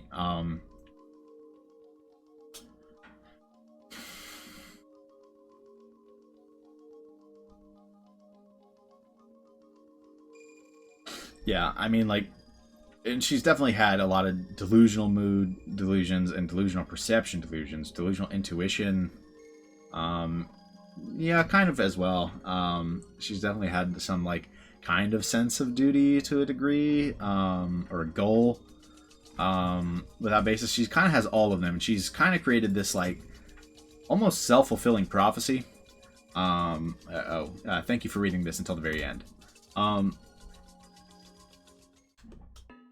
She's kind of created the, like, they mentioned the delusional system of, like, it kind of starts small, but then the delusions pile up, and they kind of confirm each other, right? And that's exactly what we saw in this section, which was really interesting. This was actually one of my favorite sub-chapters in Higurashi, to be honest.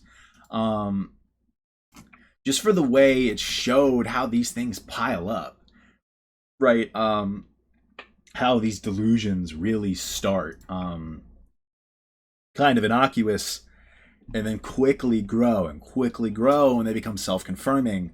And you can take even as something as small as an honest mistake on the envelope, which again, I'm assuming is an honest mistake, like I'm taking their word for it, that it was like 2 honest mistakes. They got lost and maybe saw Rena and were just trying to ask her, like, how do we get to the school, right?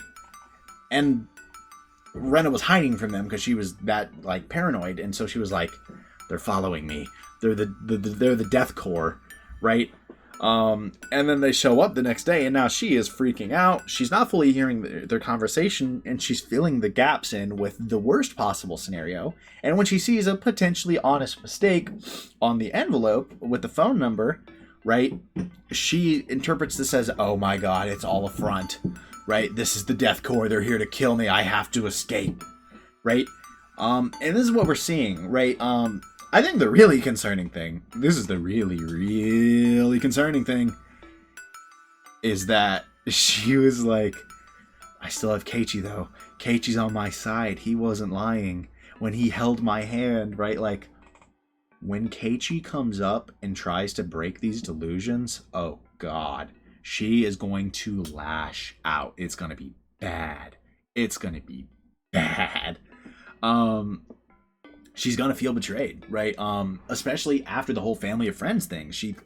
And her eyes, no one's gonna be on her side, despite the fact that everyone basically promised they would be, right? I really think this is going to deeply hurt her, and that's how this chapter is going to go, right? She's clearly losing it. So let's talk about the episode as a whole. This was such a good episode to come back to. I'm so pissed at myself for not having played this 3 months ago. I know I said this earlier. I should have just finished this chapter, right? That's my only regret about taking that break. I don't regret taking a break. I regret that I took a break in the middle of the chapter when it was a good chapter. It's not even like this was a snooze fest, right? It was a good chapter. We just got we were an episode away. Or one episode past one of Higurashi's best scenes at that point. Like, arguably its best, in my opinion, right? I just took a break, right? Like, right then? Crazy timing, because this episode was phenomenal. First of all, like I said, we'll talk about the contents of it. This is a long episode, but I'll do my best to summarize everything. We kind of drop in, and we start to see Rena reading the scrapbooks and kind of taking hold of some of Takano's theories, and specifically the ones that she believed pertained to her, right? She looked into the maggot thing, right? And everything that pertained to that, and then the parasites, and how it could explain the maggot curse, and like all of this. This is all, she looked into all of this, and she started to get really into it and really truly believed it. And not only did she believe it, mind you, she started acting strange the next day. She didn't show up to school, and Keiichi's just walking into town to go buy some laundry detergent, and he realizes, he's like, is that a person? Like, and he's like it's Rena, and she is like, shh, come here, right?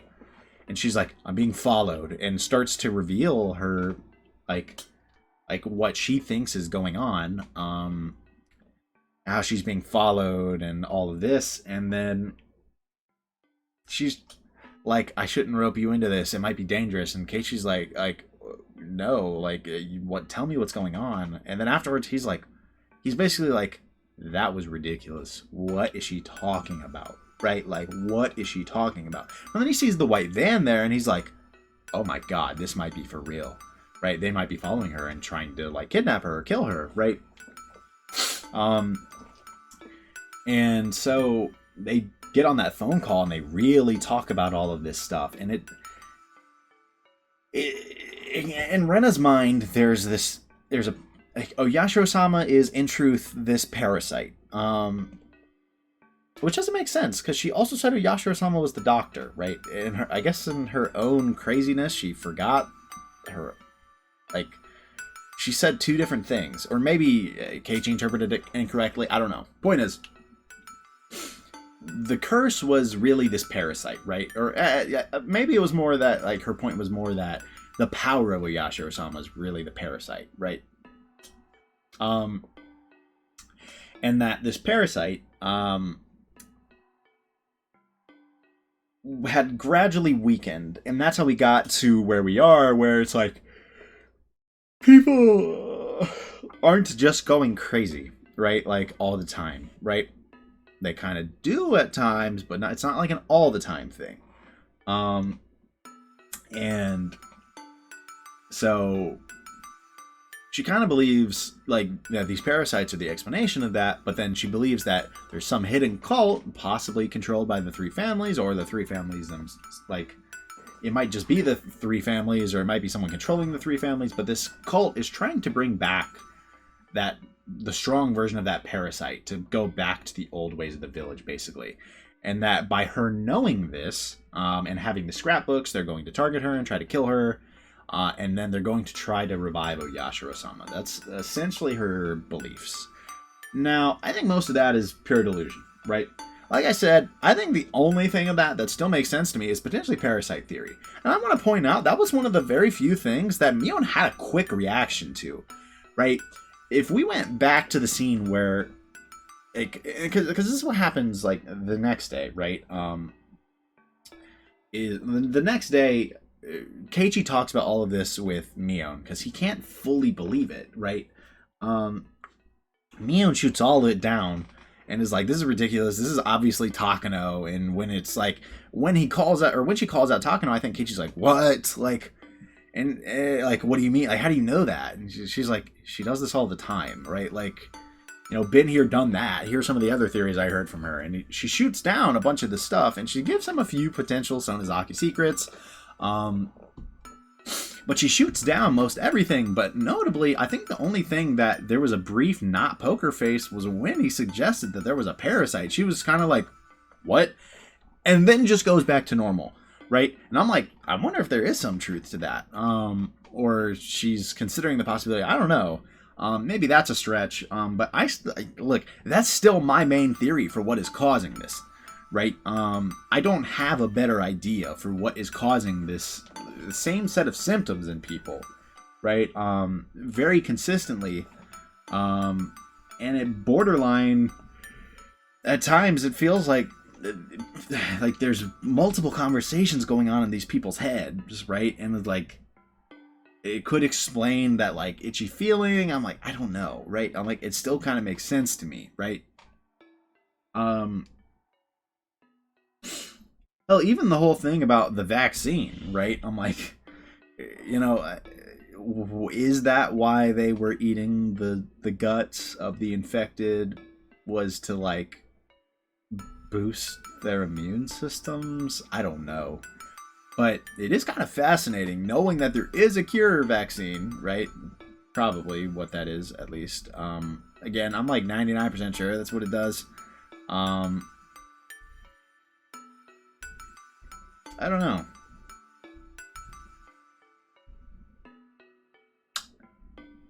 Does it do that? I feel like it's got to be what it does. I can't think of what else it would do.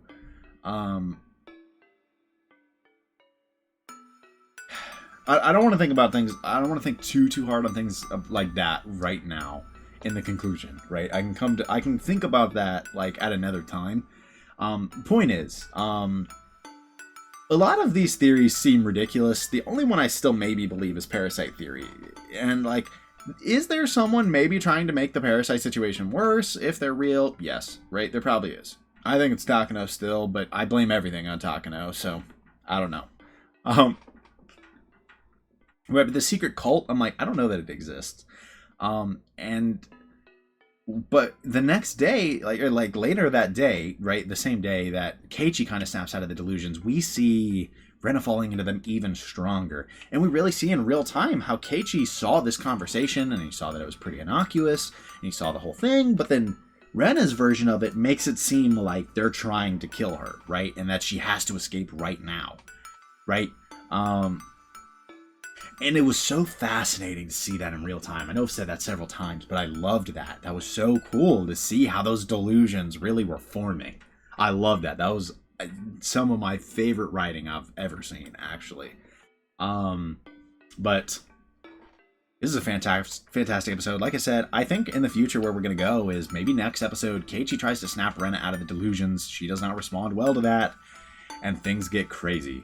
Right? What's Rena going to try to do? I don't know. Right? She's going to feel betrayed. Who knows what action she's going to take? Who knows what's going to happen? who knows what truths we're gonna find out, right? That's something I am very legitimately curious of. What truths are we going to find out, right? Because we're in the answer arcs. Surely we're gonna get some answers, right, at some point, right, in this chapter. But what they're gonna be, who knows? I'm excited to see. I'm really excited to see. But that's all I've got time for this episode. I hope you guys have enjoyed episode 51 and the return to Higurashi here. I know I did. I know it's famous last words, me being like, oh, I'll probably play soon, but I will probably play again soon. I'm really enjoying this chapter, and I really want to finish this game up. As some of you might have seen, I put out a poll recently. Because Fate Hollow Ataraxia is getting its port dropping on Steam in 4 days, and that is unfortunate. I took too long to play Higurashi. That's on me, right? So I'm not going to be able to play that game at launch. The poll very, very, very clearly leaned in the direction of just finish Higurashi, and honestly, I agree. I should just finish Higurashi. I tried to do the alternating thing with Higu and LDA, or Last Defense Academy, and it literally didn't happen. It's not that I failed in my balancing, I literally just didn't do Higurashi, right?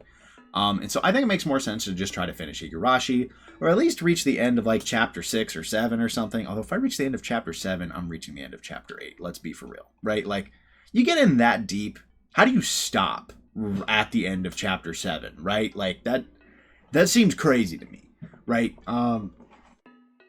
But I'm thinking I'm gonna finish Higurashi so that I can go play Fate. Especially because before I play Fate, I need to recap on the events of Fate Stay Night, and that might take me a while. I don't know if I'm gonna rewatch the whole series or not. That might be a little much. But if I do, it's gonna take a while. And so I can do it while I'm playing Higurashi, right? I've got plenty of time. So, yeah. Point is, I legitimately think this is going to be the time I actually make it through to the end of Higurashi. So videos should be coming soon. I can't tell you the exact pace. We'll see. I will figure it out. But right now, I'm definitely feeling it still. Honestly, I could record more today, but I gotta go mow the grass. So, I don't really have a choice. I'm just gonna render this video out while I mow the grass. I might play again tonight. I might hang out with my friends. I don't know. Point is, there will be content soon. I can promise you that much.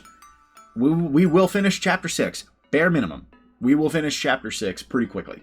How chapter 7 and or 8 go, we'll see. But whenever more videos come out, I hope to see you guys there. I'm enjoying Higurashi. I hope you guys are still here and enjoying it.